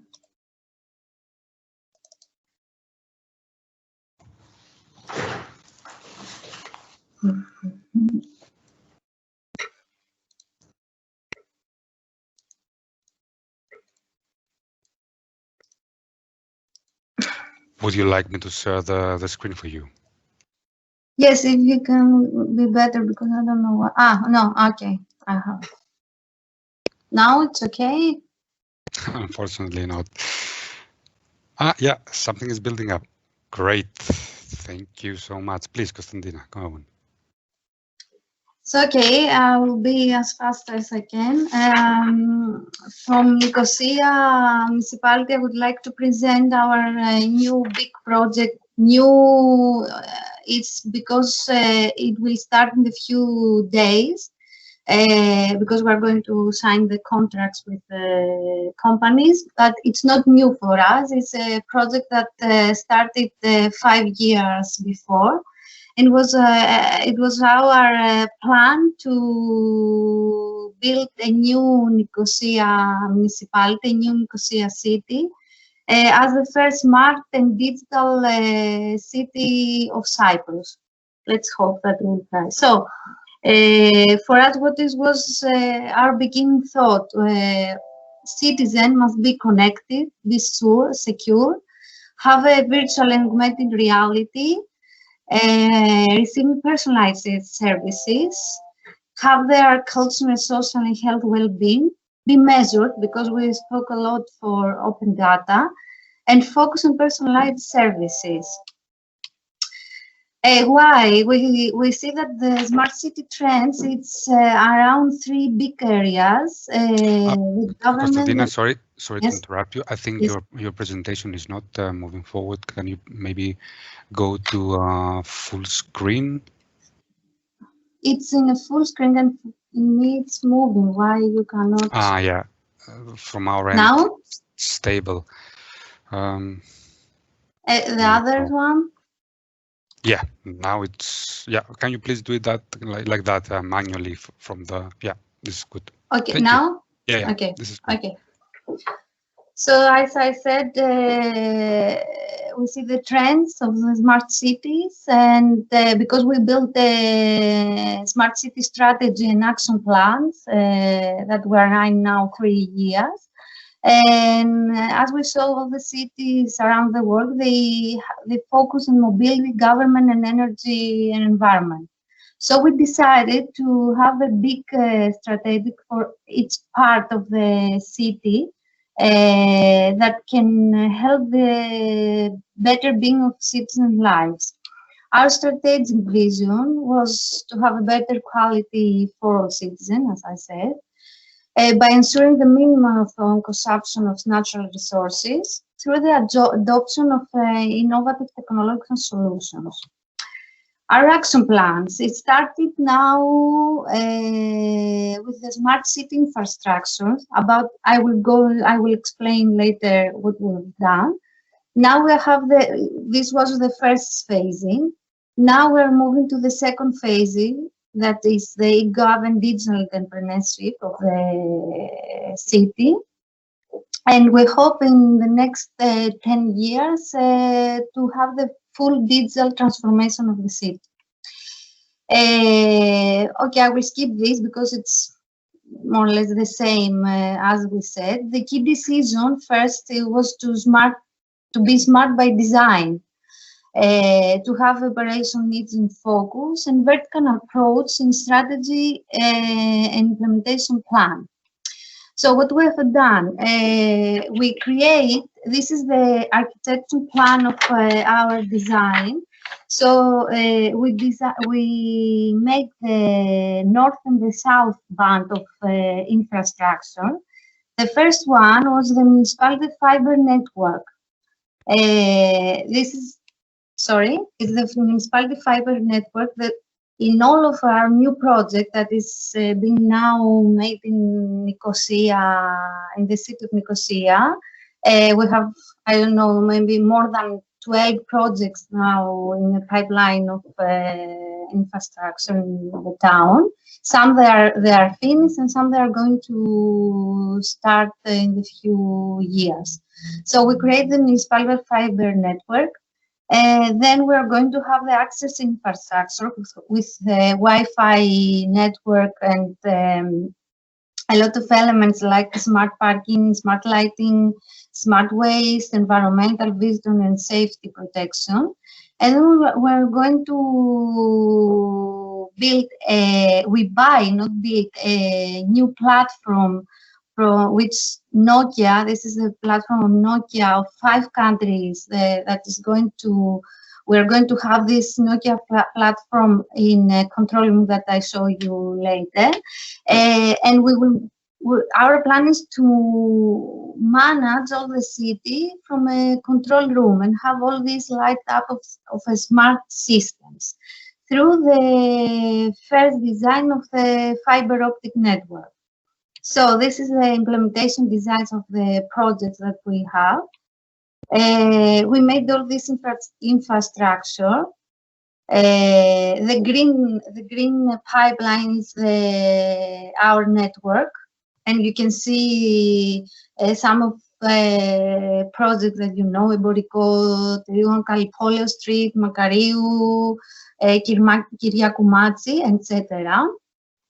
This is, as I said, the Wi-Fi access, the network, how we're going to build all this. We're going to have sensor of all these, how can I say, applications in the projects.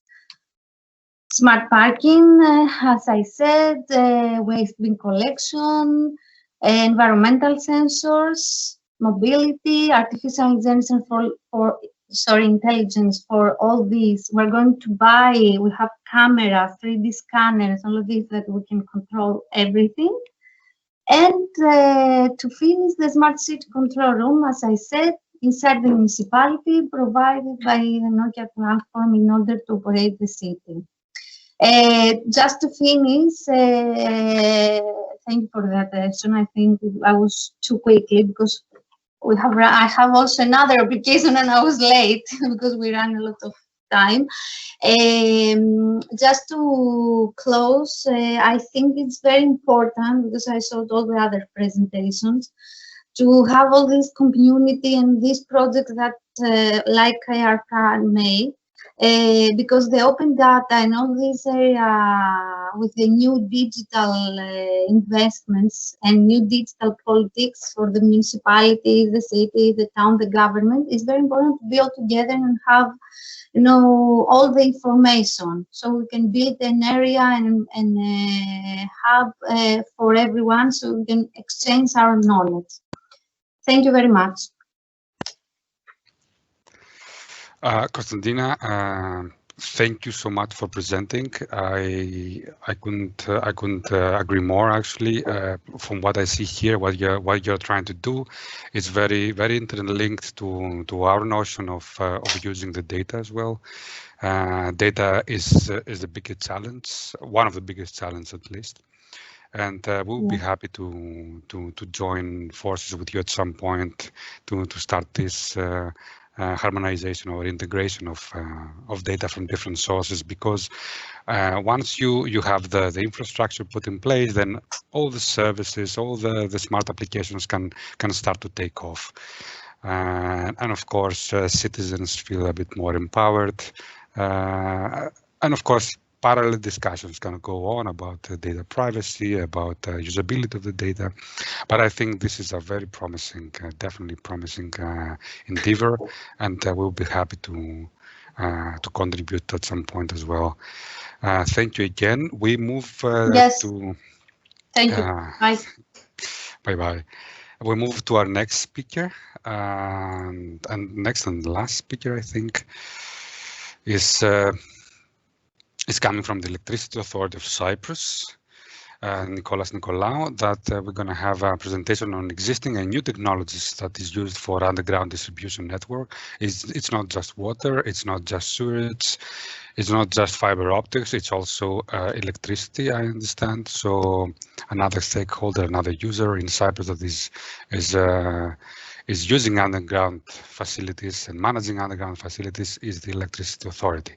So please, Nicolas, you have the floor. Yes, hello everyone. Can you hear me and see me? Yes. Thank you for the invitation and thank you for the nice organization of this project.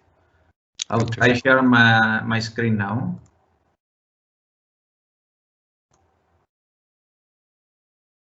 Okay. Can you see it? Yes. Okay.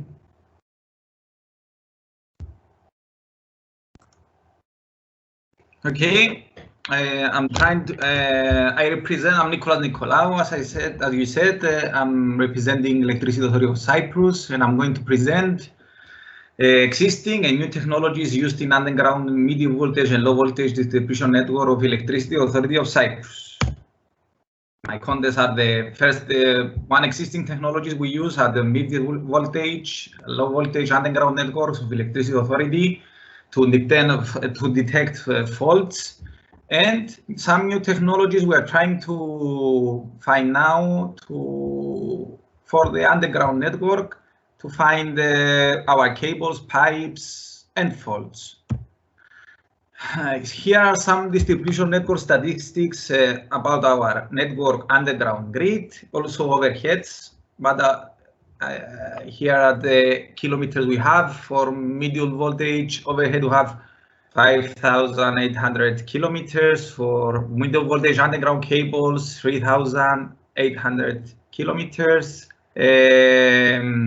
Low voltage underline lines, almost 10,000 kilometers. Low voltage underground cables, 6,000 kilometers. Overhead substations is 10,000 kilometers, and ground substation is 6,000 kilometers. And also fiber optic telecommunication lines, 800 kilometers, because we use it for purpose of SCADA, for transmission and for distribution.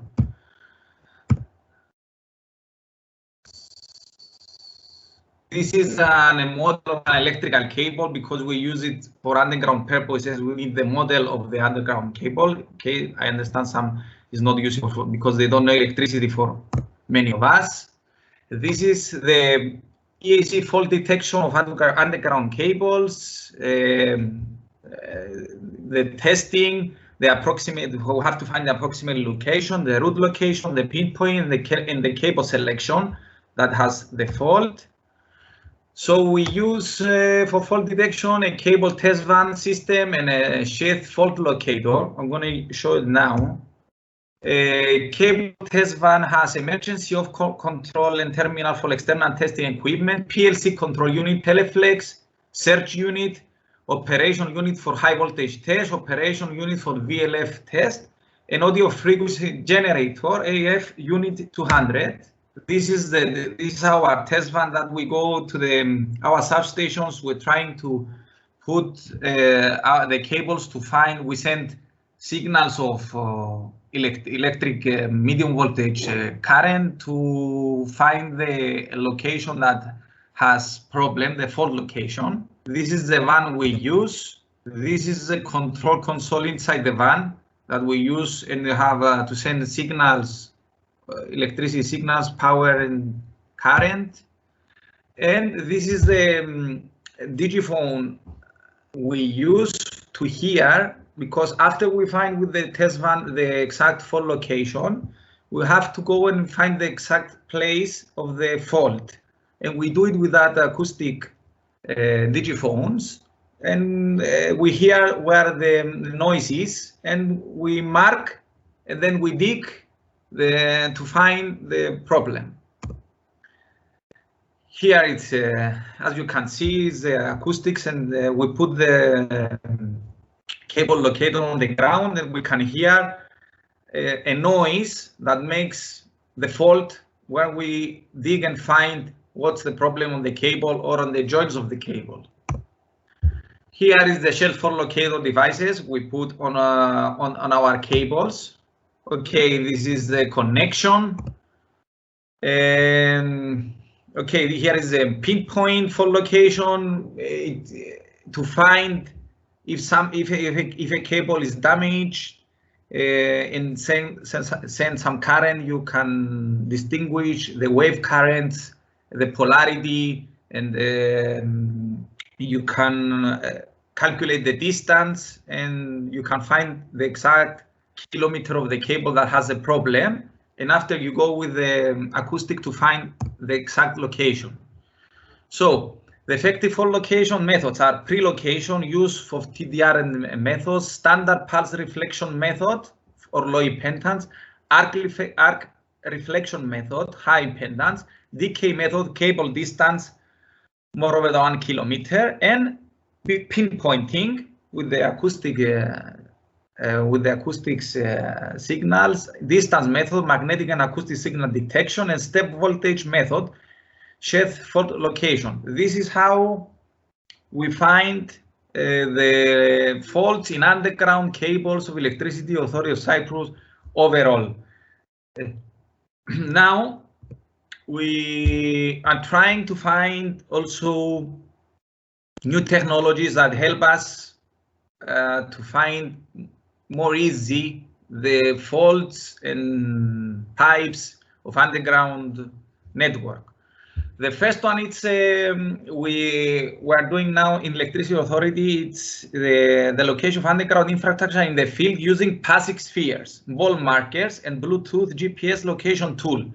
And the second one that we are using now to try help us in finding pipes, it's a Georandar instrument GPR for location of pipes.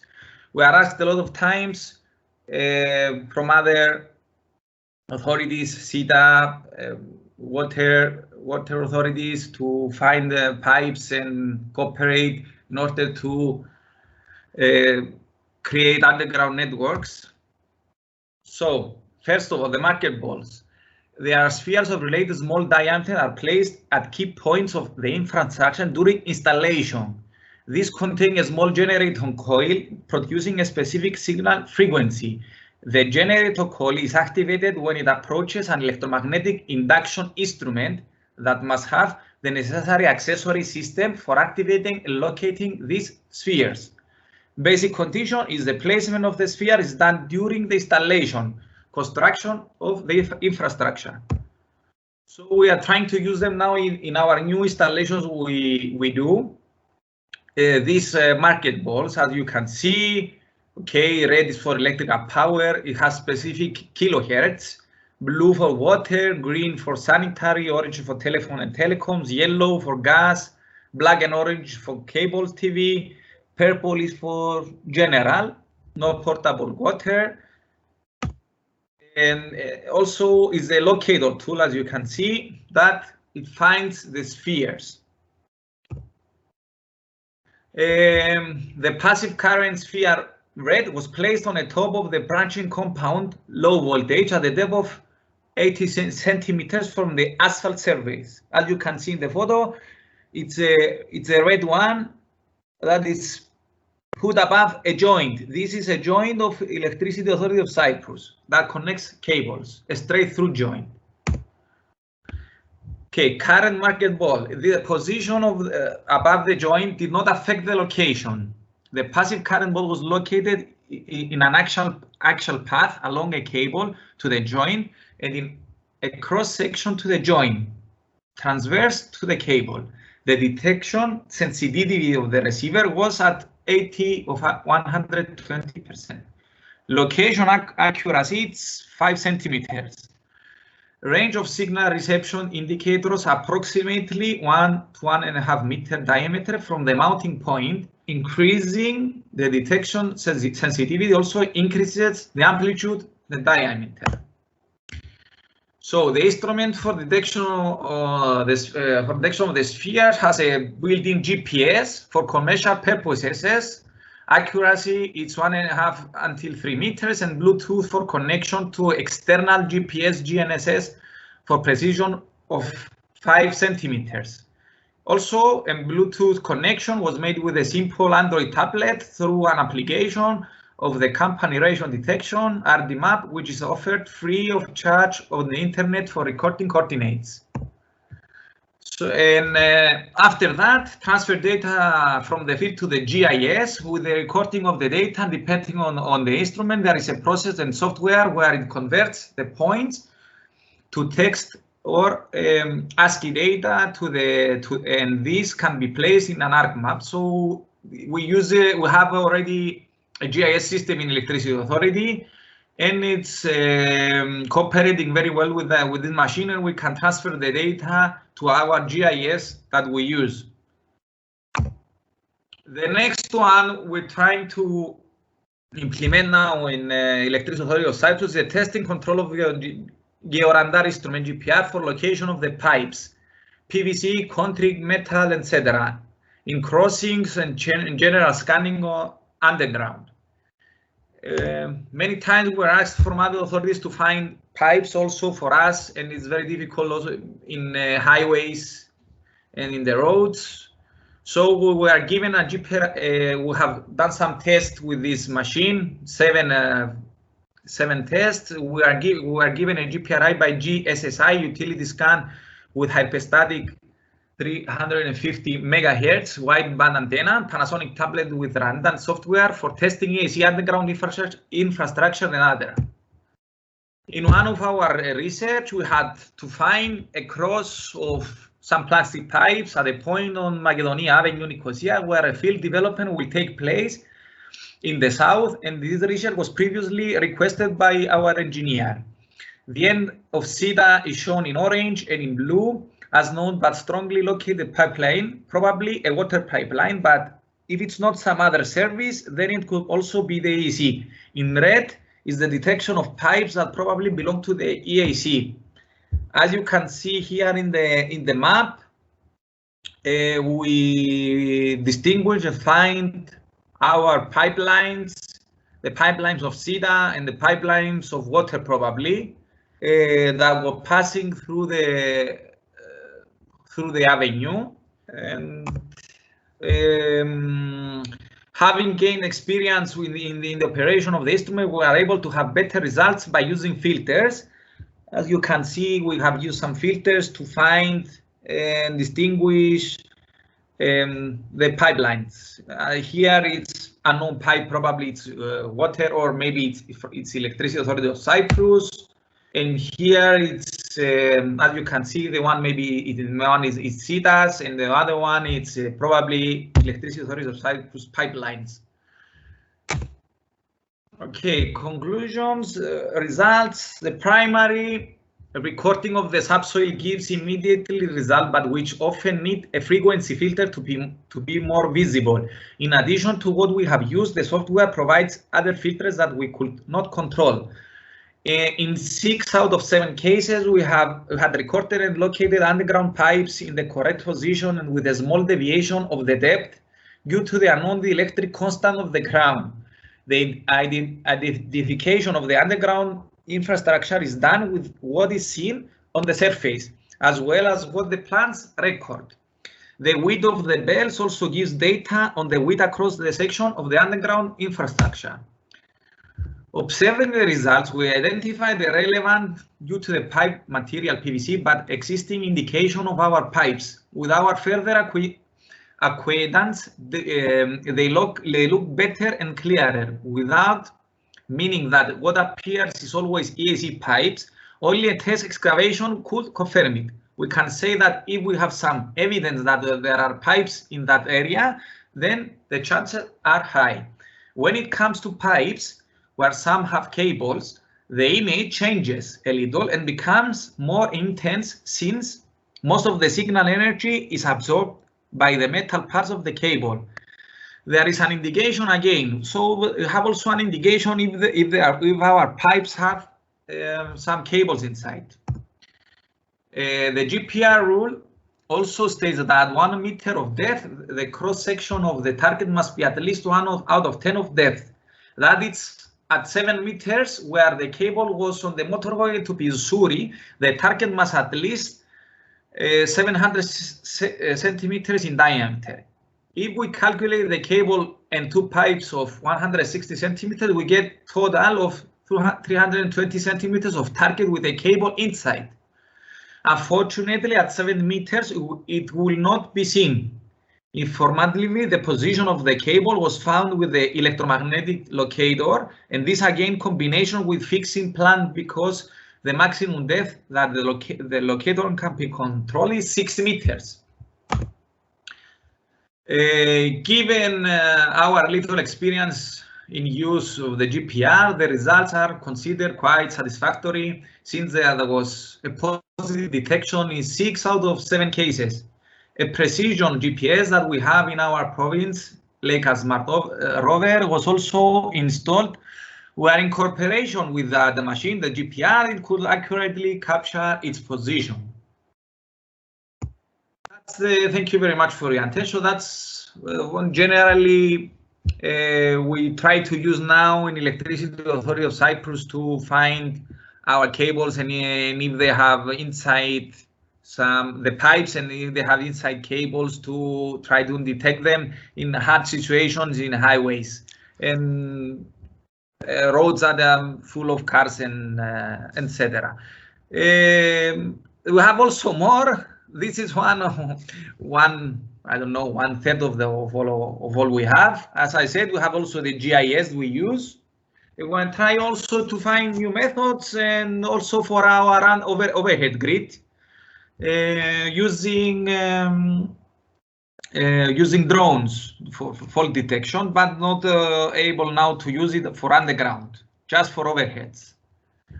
Thank you very much for your attention. If you have any questions. Thank you so much, Nicolas. Indeed, another great presentation. I definitely enjoyed it, especially the ball and with the markers. Just a small question: how long does the battery last? Is it? I mean, they send the signal all the time, I guess. Yes, they can last for many years. Yes, as long as you put them, they can last for. As long as the underground grid, you don't change the cables, they can last.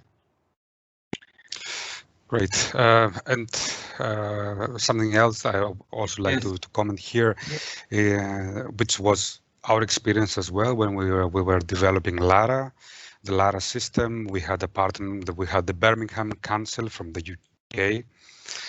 And you spoke about the fragmentation of the network, of the underground grid, and how this is fragmented. A lot of all the data is not in one place. A lot of operators have different cables, different pipelines.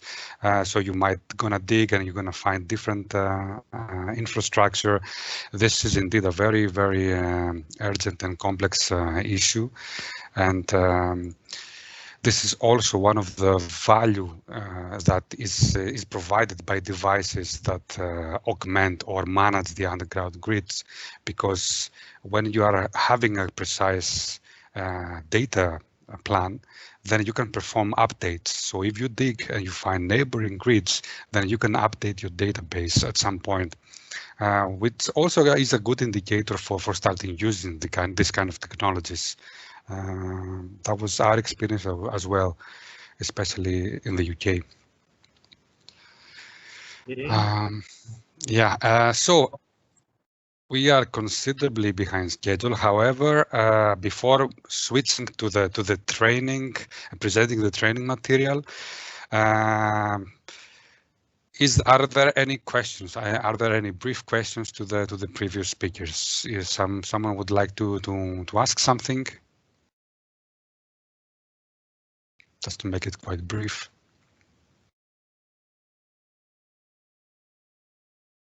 Okay, good. So moving next, we're gonna have the session where we're gonna provide a very good understanding of what's there on the platform. You will have a first-hand experience of the material that we give for free. Roderic will present the Moodle training platform. So Roderic, please go on. Yes. Okay. Share your screen.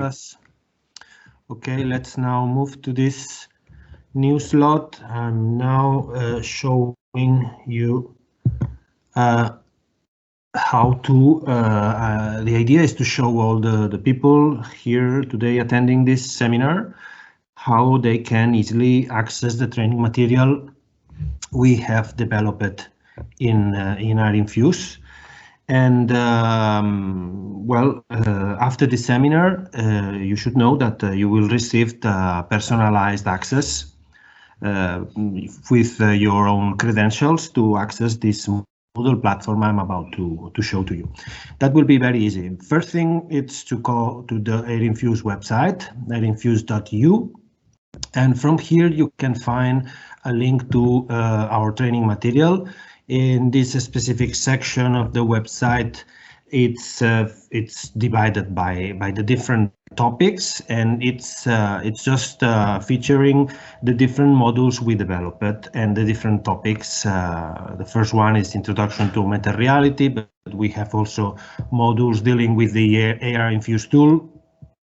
Very interesting modules explicitly related to augmented reality and world of utility networks, and also other modules, some of them coming from existing material we recycle for this occasion, dealing with basically the general management of underground networks, and other modules that might be of your interest, dealing with parallel aspects related to augmented reality and the management of utility networks like GIS, BIM, photogrammetry, geodesy, and indoor positioning. To access these training modules, first thing is to go to the platform we developed. It's a Moodle platform.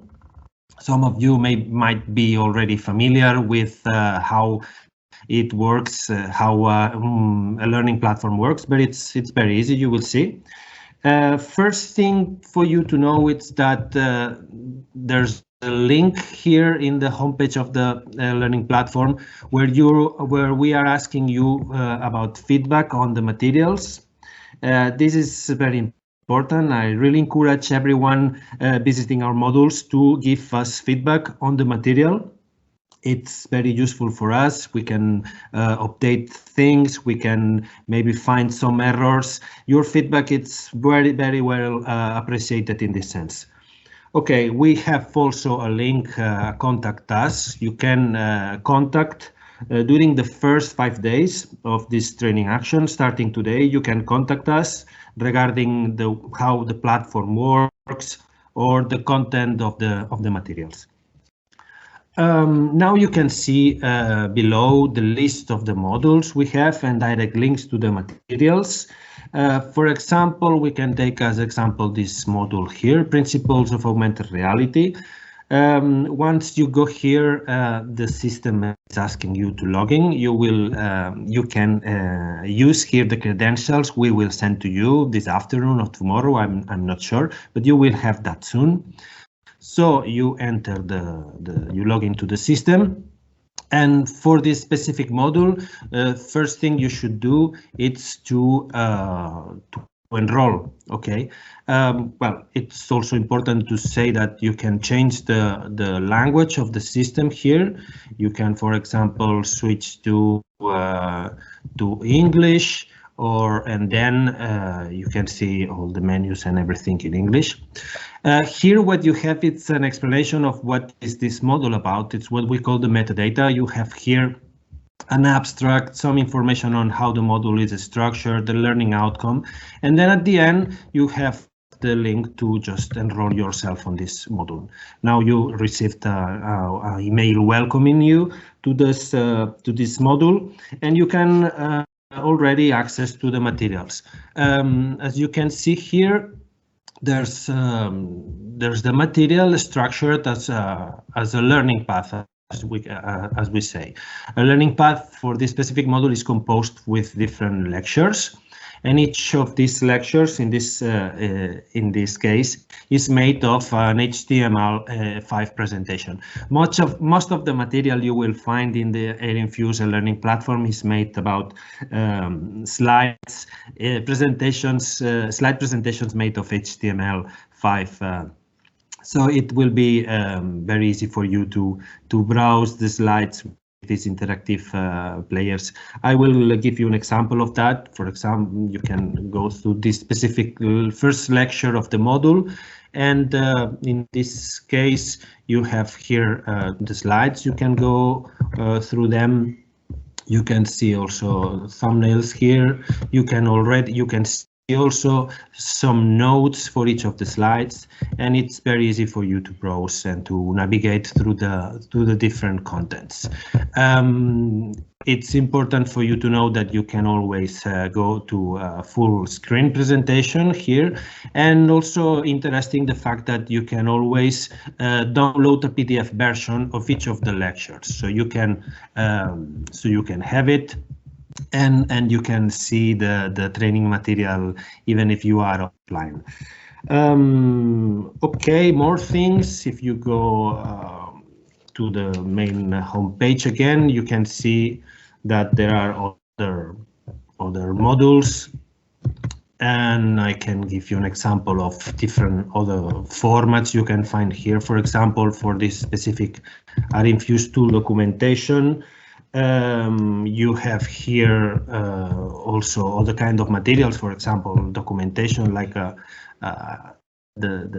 how it works, the ARinfuse tool we developed. You have here all the documentation needed if you want to run it in your own institution or make an experimentation with your own data. You have everything here. Very interesting also to see that for this specific kind of material you have also some videos here where the use of the ARinfuse tool is explained. In this case, you have some explanation on how to run the 2D module of the software, but you have also a video explaining how to run the ARinfuse AR module.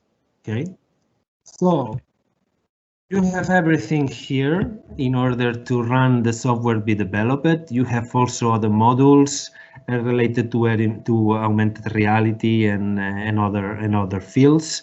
Of course, again, let me remind you that you have also the feedback form to tell us how you think it's the training material. You have also, again, a contact us link. So please, during these first days, we really encourage you to contact us to tell us how is your experience using the learning platform, and of course, in case of any problem. I don't want to go further. Just again, encourage you to go through the material and contact us in case of any problem. I think now, Kostas, we can move on, so we can take a look, more deeper look to a couple of modules hosted in this platform.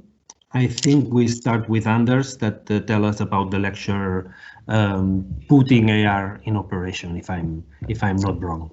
Yes, absolutely. Thank you for passing me the ball and passing to Anders. all the material is there, just log in, browse around, and also some of the presentations are voice guided. So there is voice description, as you also said. So Anders, you have the floor. You can proceed to have an idea how to put AR in operations. Yes, okay. I hope you hear me and also see the slides right now. Yes. Okay, great. I will here just give a very short overview of the course or the module putting AR in operations. And here we are working on a scenario, and that is that we want to introduce AR technology in our organization. But then what are the steps to do that? Well, some important questions to answer is, for instance, what is the value of using AR? What is our value proposition? In some sense, it has to give benefits for the organization. And what are the required investments and expected costs and benefits? And also in the implementation process, which personnel categories will be affected by or will be using the AR technologies? Because that's also important in getting understanding and support of the AR installation, so that people are aware of what's going on and also can give their opinions on different things. And in order to answer all these questions, we have to do a couple of things. We have to collect experiences of others. That's always a very effective way of getting information, basic information. What have other people been doing and what are their experiences? And one type of experience of others is, of course, the vendors, the people that are selling software and hardware and so on. What are their recommendations of usage?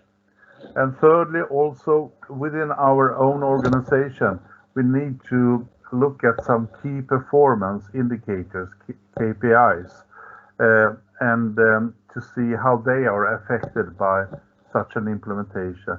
So this is roughly the scenario we are dealing with in this module, putting AR into operations. The module consists of 6 lectures, and it's streamed, the PowerPoint, with voice. So it's more or less very similar to the one you're hearing right now. You see the PowerPoints and you listen to me, and that's the approach also for this module. There's one exercise, and there's also a self-test at the end, so you can check to what extent you have learned the most important parts. And then, of course, there are supplementary material. And the expected workload here is around 11 hours. So, yeah. So if we start with the beginning of the course, we are assuming that we are working on an initial study. And that means that in order to get some internal support for investigating AR implementation further, you need to do an initial study where you, for instance, specify what is the expected added value of using AR technologies, and what are the technical solutions, and what is the organizational impact. That means which parts of the organization will be involved in this implementation, and also, of course, experience of others. When talking about the value proposition. Why do we wish to involve or include AR technologies? The approach we take here is that we are basing the discussion on the business model canvas, which is a general tool for developing businesses, I would say. And in this case, we go through the different parts of this canvas, but focus specifically on the value added part. That is, what value will it be provided for the customer? So, for instance, if you are a water supply company and you use AR technology for repairing leakages, then one value is that we assume that you will be able to repair the leakages faster because you will have an instant view of the neighboring networks. So you can dig much faster and then repair the leakage.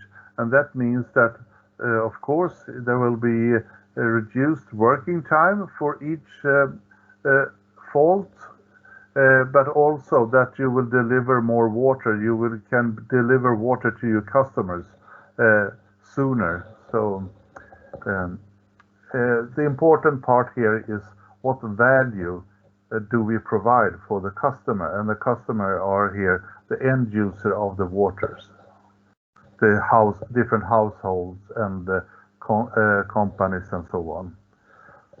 Also important is to identify non-value added operations, for instance, that things go smoother within our own organization, so we can reduce the costs here. For organizational impact, we propose here that you use the business process modeling notation for describing the process. So this is a way of how a repairing of a leakage process may look like. That you have a telephone operator who receive an incoming telephone call, and they send a message to the network manager who assign a repair team who has to go to the site and issue a work order. Then we have two parallel processes, for instance, a GIS support team that will prepare some data and send it to the network operators. And while they are traveling to the site, they will receive the data and then mount the equipment and repair the leakage. So by describing the processes in this way, we can also identify which organizational units will be involved in using the AR technology. And in our case, it's the GIS support team and the network operators. After the first step, we then go further on to the cost-benefit analysis. Here we look at the investments and we do a cost-benefit analysis in traditional way, and we'll look specifically at the two metrics. That's the return of investments and break-even point. And usually you describe the cost-benefit analysis in a graph, a CBA graph. And here the blue line represents the benefits.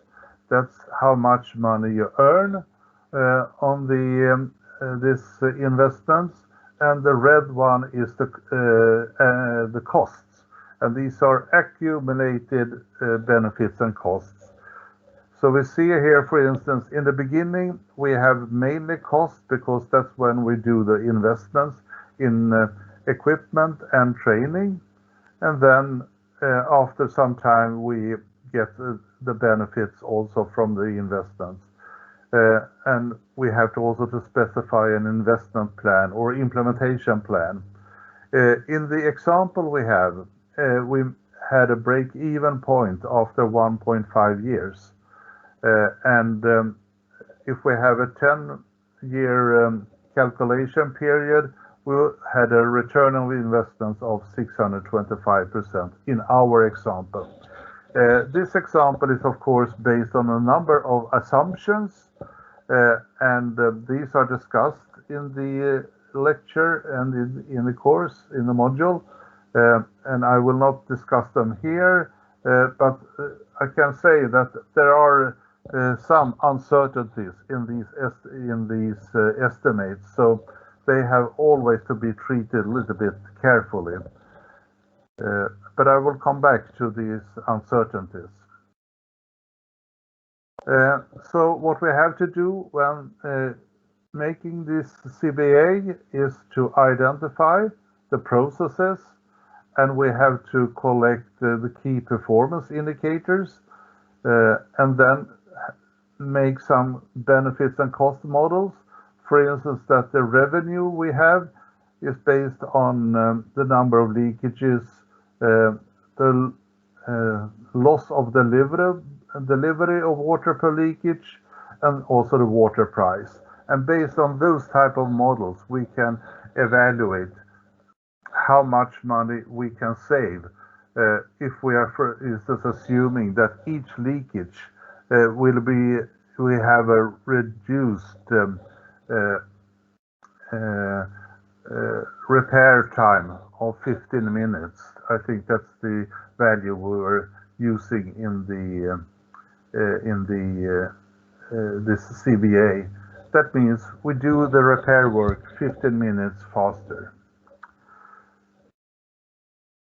And then when we have noticed that the cost-benefit analysis looks good, it looks promising, we need to test our assumptions. And the first part in the testing is that we have to design the new processes.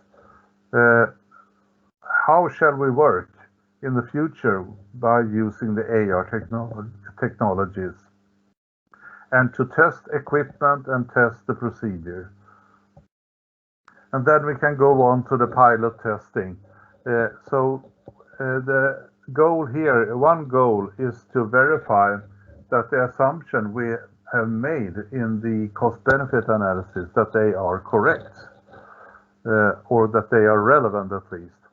And also to verify that the way of working, the new processes, are also relevant.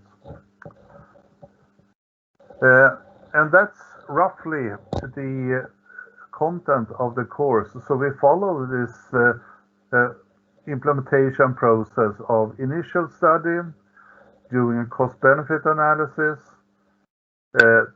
and then designing the new processes and do some pilot testing.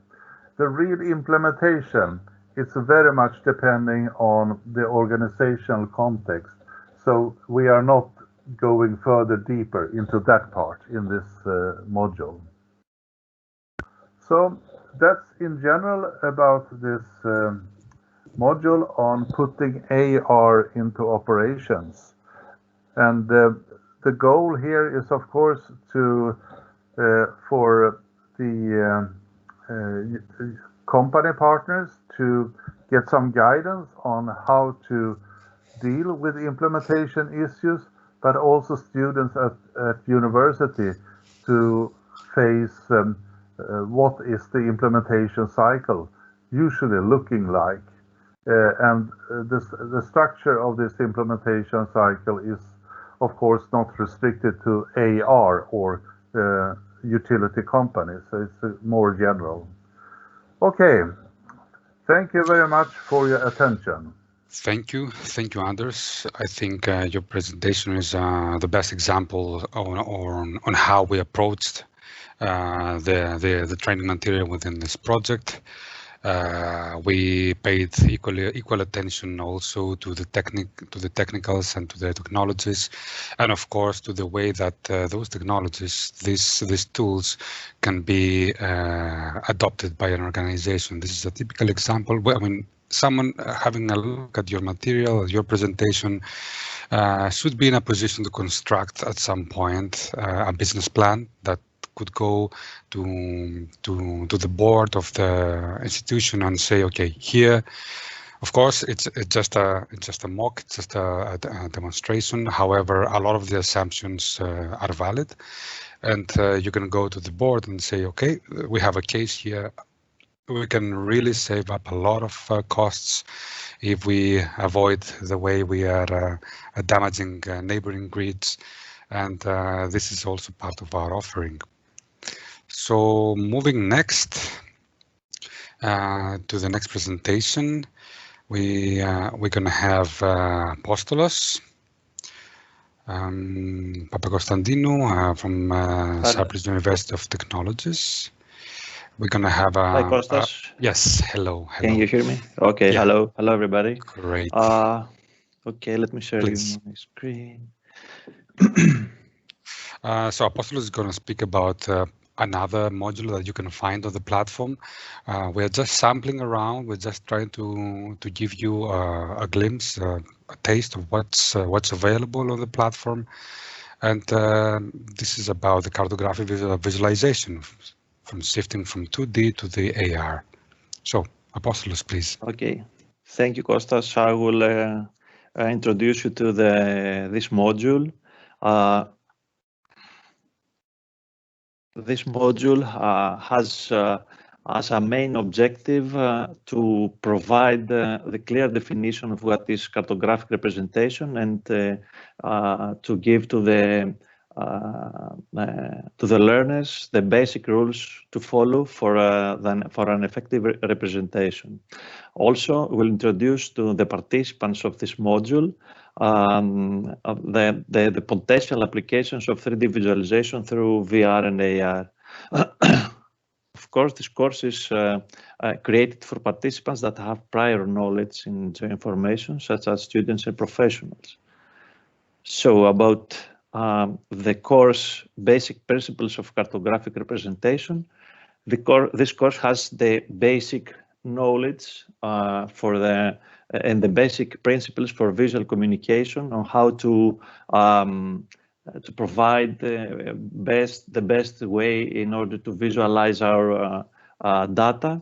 What is the measurement level of geodata, which is very important for and as the visual variables that are very important for the strategies that we are going to follow in order to have the optimal design for our visualizations. So the participants in this course will learn the needed cartographic theory in order to solve practical problems, focusing on the optimal design decisions and choosing the most effective type of maps for their data. So the structure has 4 parts. In the first part, we will talk about the basics of map design, including how to customize a map in order to fit in a specific audience, medium, and purpose. And also we'll introduce on some topics that include visual variable scale and online map distribution. In part 2, we are focusing on how to place labels and marginal map elements. We will discuss on typography and the art of text-based elements. And the third part, the learners will see how which methods and tools they will learn and see methods and tools for conceptualizing, visualizing, and let's say communicating the phenomena as choropleth maps and proportional simple maps. And in the fourth part, we're going to discuss about in which way we can standardize and symbolize our data in order to create thematic maps. So the lesson, this course goals and outcomes, the learners, after the successful completion of this course, will be able to select and combine all the appropriate visual variables in order to represent in the best way with the map audience, apply all basic principles of color and contrast, and they will be able to discuss for all trends in cartographic science and technology. And finally, they can demonstrate a mastery in map production. So some training material from this course. These are the visual ordinary categories. I will pass through a bit fast as we don't have plenty of time. Some training material for typography. With there is material also in text where all these are explained in detail. So this training materials, as example, has all of the color schemes for sequential, divergent, qualitative color schemes. How to standardize our data and deliver thematic maps, and also bivariate proportional symbol maps are presented. These methods, all methods that we can combine more than one data sets. As for the second course, the 3D cartographic visualization strategies. In this course, the participants will learn techniques, the basic techniques on how to visualize the data from 2D to 3D. So we'll introduce what kind of data, what kind of data they can be used in order to create 3D visualizations, and what's the best way in order to visualize their data in 3D. So the structure of this course has 4 parts. In the first part, we'll explore in detail 3D visualizations, starting with, let's say, the main factors that affect the 3D views, such as perspective, vertical exaggeration, etc. In part 2, I will talk about the basics on how to create and visualize 3D data. And also we're introducing some topics that will cover in depth the 3-dimensional GIS data. In part 3, the most common cartographic techniques used for the 3D illustration of photorealistic and cartographic scenes are presented. And finally, in part 4, we are dealing with the basics of 3D viewing environments in AR and VR. So at the successful completion in this second course, the participants will be able to list and describe data that are necessary for 3D GIS, to understand the requirements of 3D viewing environment, explain all the, let's say, different perception properties that are needed in order to create the best 3D visualization, and also to describe the differences between 2D and 3D and how we can transform 2D data in 3D dimensional. So some training material, we can see the way that 3D visualization can be used in AR, how the GIS data can be transformed into a hologram in order to visualize underground utilities. Also here, as you can see, there are different colors that designate the different classes of the data and the different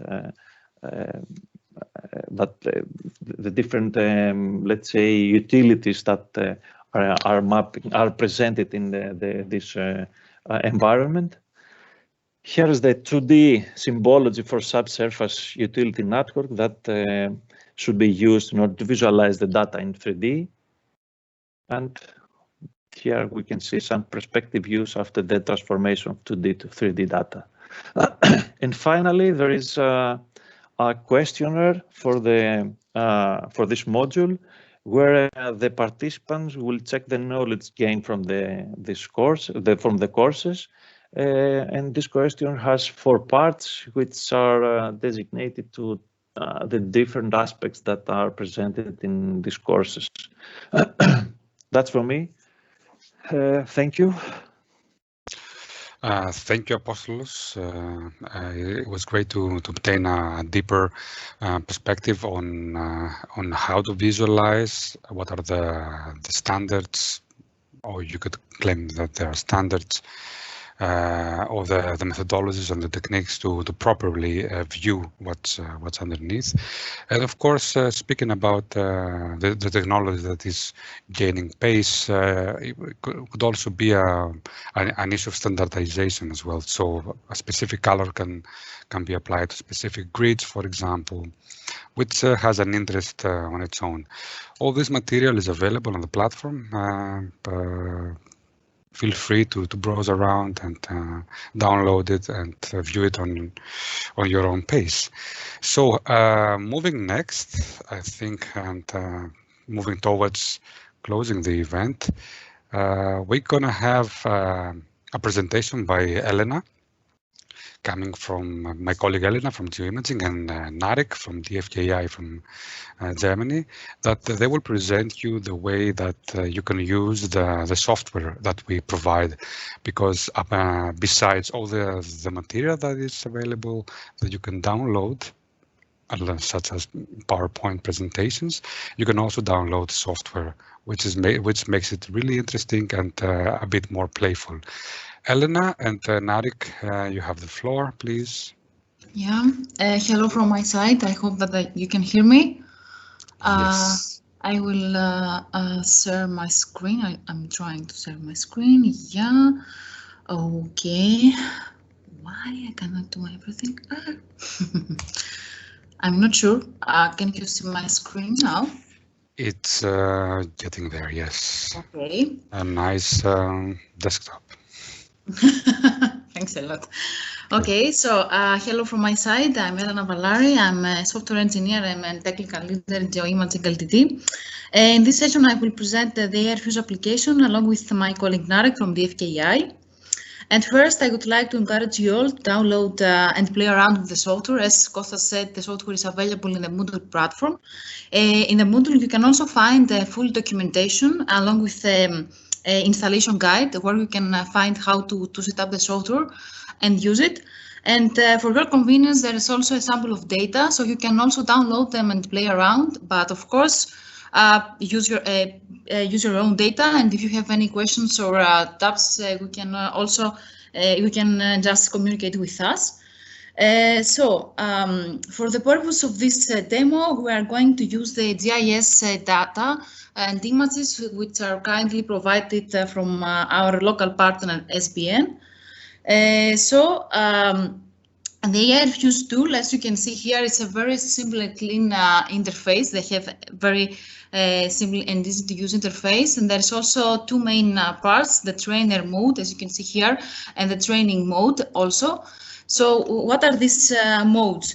In the trainer mode, let's say it can be used by a professor. In this mode, they will be able to set up the data and configure the software.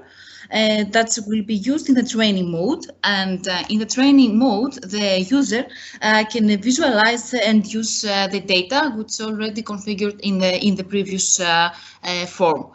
At this time, I will give the floor to my colleague Narek, and I will be back to present the training mode and the GIS application. So I'm trying to stop share my screen. Okay, yeah. So Narek. By the way, Elena, we didn't see much of a movement on your screen. Yeah. Okay. But I understand that later on we can have a full view. Narek, please. I hope so.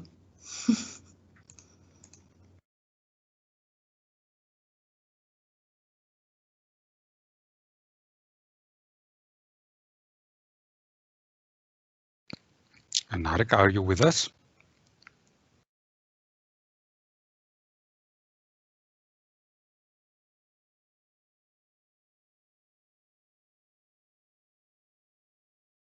Yeah, I think maybe Narek is facing some connection issues.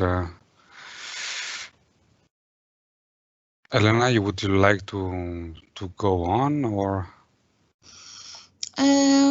Yeah, if you want, I can begin with the GIS part, if you want, and once Narek is able to present the other parts. I don't know what you prefer. Can you perform the entire presentation, because I cannot see Narek?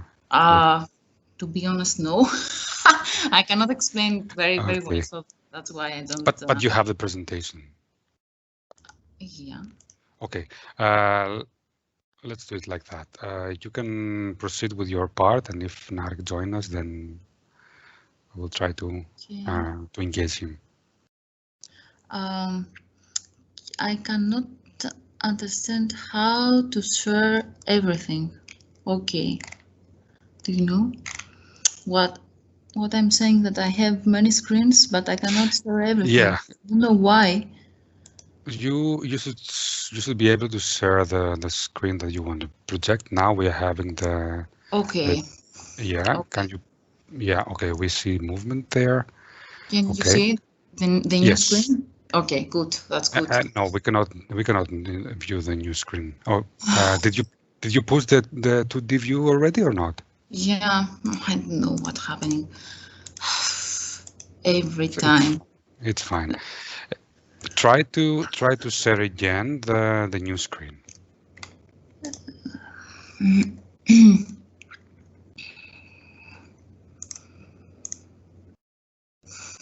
Can you see it? No. No. No. Do you have it on the server? Maybe I can share it for you. But you really have to have control over that, right? Yeah. Let me try to do it again. Just a moment. Okay. Yeah. Sorry for these guys, but yeah. Yeah, things like that happen. Okay. Presenting, but okay. I have a message that's saying that presenting, but I'm not presenting. We can see we can see your pointing moving, and we can see the ARinfuse app. Okay. You can see the new screen? No. I don't know what's going on, to be honest. I don't know. I don't know. Sorry, I don't know. Yeah, can you try again? Yeah, sir. Window. There's an option screen 1 and window, but not everything. I remember that there's an option that I can share everything. That's my problem. Elena, yeah. It's okay now. Now we can see it. Okay. Good. Okay, sorry for the inconvenience. I don't know what's happening. I'll try to present this part. As I said before, in the training mode of the ARinfuse application, there is two main parts. It's the 2D view and the GIS and the 3D view part. In the 2D view, as you can see here, is just a common view of a GIS viewer. So it's a custom GIS where you can see we have a viewer, and from the right side, it's all the functionalities which are supported. There's also some basic tools as in GIS, zoom in, zoom out, or things like that. And on the left side, there's the layers which are already displayed on the map. You can also do some actions, for example, hide a layer. You can also, for example, change the colors of the layer and etc. So from this screen, you can have access to the data, and you can also have access to the attribute table of the layers which are already displayed on the map. I don't know if you can see the new screen. I hope so. Yes. So there is an option here. You can have access to the attribute table, and you can get the table here. You can check what are in the features. You can also do some basic calculations, for example, count the elements, or you can also get only the geometry, for example, because sometimes the most important, let's say, column is only the geometry. But you can also, here you can also filter the data you have in the table. For example, you can just want to see only the pipes with, no, we are not in the pipe, so okay. But you can also, for example, have here the depth, as you can see in the table, and have it larger than 2.1, for example, and hit the button. So you can hear that we don't have something with larger than this value.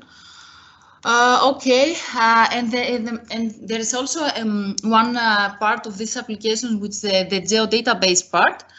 So the user from this button can insert the data from a shape file to the database.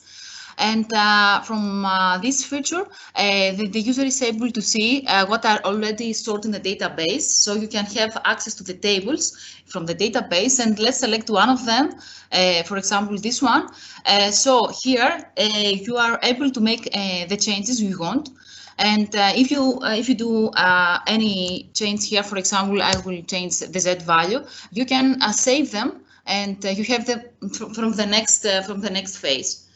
So this feature is quite useful when you want to update your data. And you, as Costa said before, if you go on the field and find some differences or some problems, you can report them in the database. You can make the changes and save them. So you can also export a shape file from the next time you when you will be on the field. You can have the updated form of the data. And the last feature that I would like to show you, which is maybe the most important feature regarding the interoperability between the 2D view and 3D view, is this one is the clipping method, as we said. What is this? The user can zoom in or zoom out and identify the area of interest he wants to play around. So once you click at this button, the software produces an XML file with all the appropriate information from the scene. So the 3D part take as an input this XML file, and here you can have a look just in an example of this XML file, and that's it from my side. I don't know if Narek now is able to perform his presentation. No, unfortunately not. I contacted him, and something came up really urgent, and he had to go. So I don't know if you can create the augmentations on your own, if you are in a position to do that. To be honest, I'm not sure. Yeah, you can try. I mean, it's really a pity because the software part was the most fun part of the show. I think of the presentation. It's a pity, but I'm pretty sure that our students here and all the colleagues can replicate the scenarios here. If you can explain to us. Yeah, if you can explain to us what we are looking at right now here. Understand that we are shifting from the 2D to the 3D option. Okay, I don't have something here. Yeah, sorry, but we don't have something. I think maybe, but okay, I will explain what we are going to do. As I said, the 2D part, export an XML file. So the XML file is an input to the 3D part, where all the information about the position of the pipes, the manholes, and the color and everything was interpreted, let's say, in a different format that can be able to read from a 3D software. So in this application, where we're using Unity. Unity is an open source. I don't know what happened here. Everything is crashed, I suppose. You can run it again, maybe? I don't know. I cannot do anything. Yeah, okay. This is Roderic. Kostas, Yes. Can you hear me? Maybe Yes. if you want, maybe I can share my screen where we have the video in the learning platform where Narek explains to everyone the process with on creating the augmentation. Maybe it's a good idea, since Narek is not here, to show that video. Yeah, What do you think? Yeah. Okay. Something is loading at on Elena's side. Yes. What's that? No, No. I don't know. I don't Okay, have all the Roderic. data. I think. Shoot. Sorry.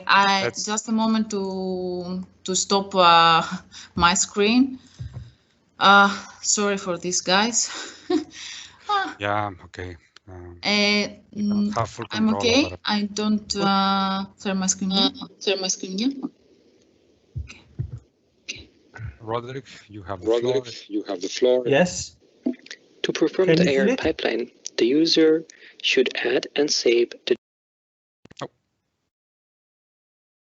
Sorry, Roderic, I think I accidentally muted you, but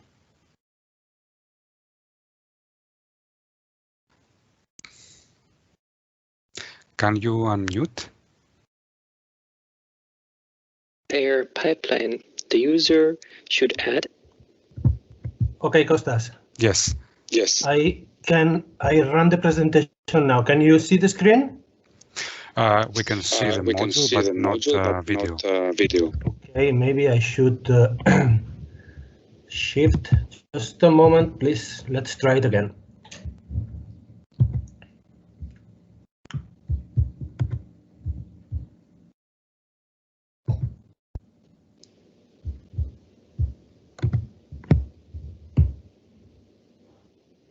To perform the AR pipeline, the user should add and save the datapad and the toolpad in the Settings tab. Then, in the Trainer tab, they should click on XML Processor. Then, in Camera Calibration, the user must identify two sets of parallel lines, which are orthogonal.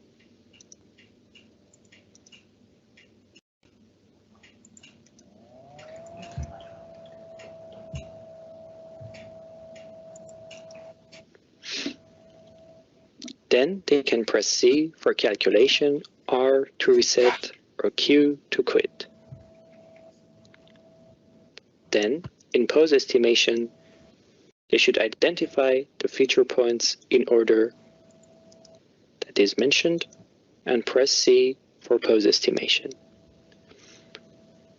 A close distance between red dots and green dots indicate a good pose estimation. Then the user should press S to save the result. In Trainee tab, the user should head on to 3D View and click on AR View to generate the AR contents on the image.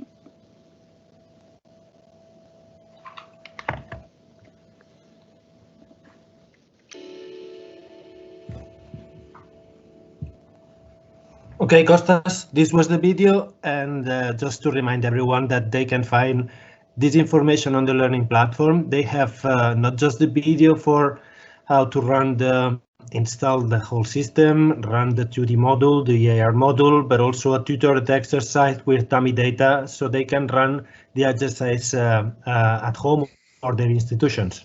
That's all from my side. Good. Thank you, Roderic. Definitely. Okay. Definitely give us an idea of how the augmentations are generated. Of course, it was not as spectacular as it is with the live presentation. I'm really sorry again for this. Sometimes through the virtual meetings, you do not have full control of the technical apparatus. However, I think we are close to concluding with our event today. One more thing. Right now, the training period is opening. So after you have obtained a first glimpse of what is available on the platform, you will be receiving first of all an online questionnaire to evaluate our presence here today. This gives us a good feedback, and it can only make us better, and to review to reevaluate our material maybe. And of course, you're gonna receive an individual email with all the login information for the system. You can log in, browse around the platform, and download whatever you like, go through the system, and the most important thing is that we are there for you. You can contact us sending an email with your question to info@arinfuse.eu. The email will have all the necessary information on how you can contact us. You can submit all the questions for the next 5 to 7 days.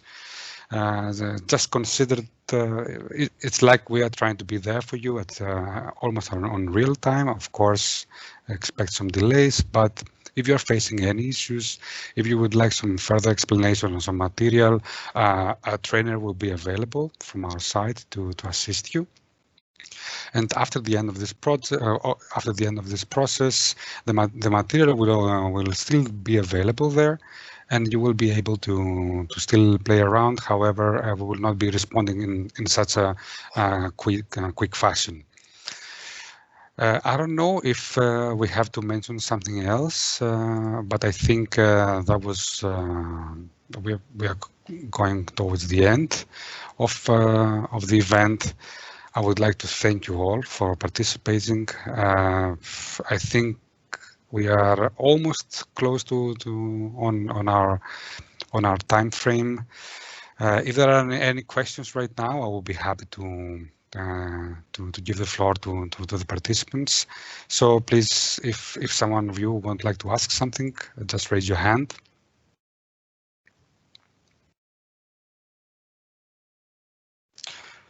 Okay. Thank you again for being on board. I would like to thank our presenters, our guests and invited speakers. What comes out from this event, apart from presenting the material and the platform, is that there is a vibrant ecosystem of institutions that are dealing with relevant applications, and we should definitely look into the future together at some point. I am sure that a lot of synergies can be created. The people who have collaborated within the ARinfuse project would also like to, on behalf of the people who collaborated, I would like to thank you, and we hope that we can contribute further to the questions you're going to have on the platform. So thank you once more. Keep in touch, and please have in mind that we will try to edit today's session, and most probably will be available to revisit it through YouTube. If not this specific event, definitely you can go and look and how we performed a similar event on Belgium, presented by Kathleen and VMM. So thank you again. Goodbye, and have a nice day. Bye-bye.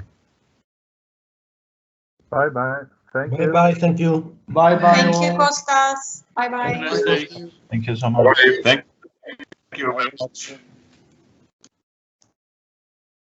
Γεια σας. Γεια σας.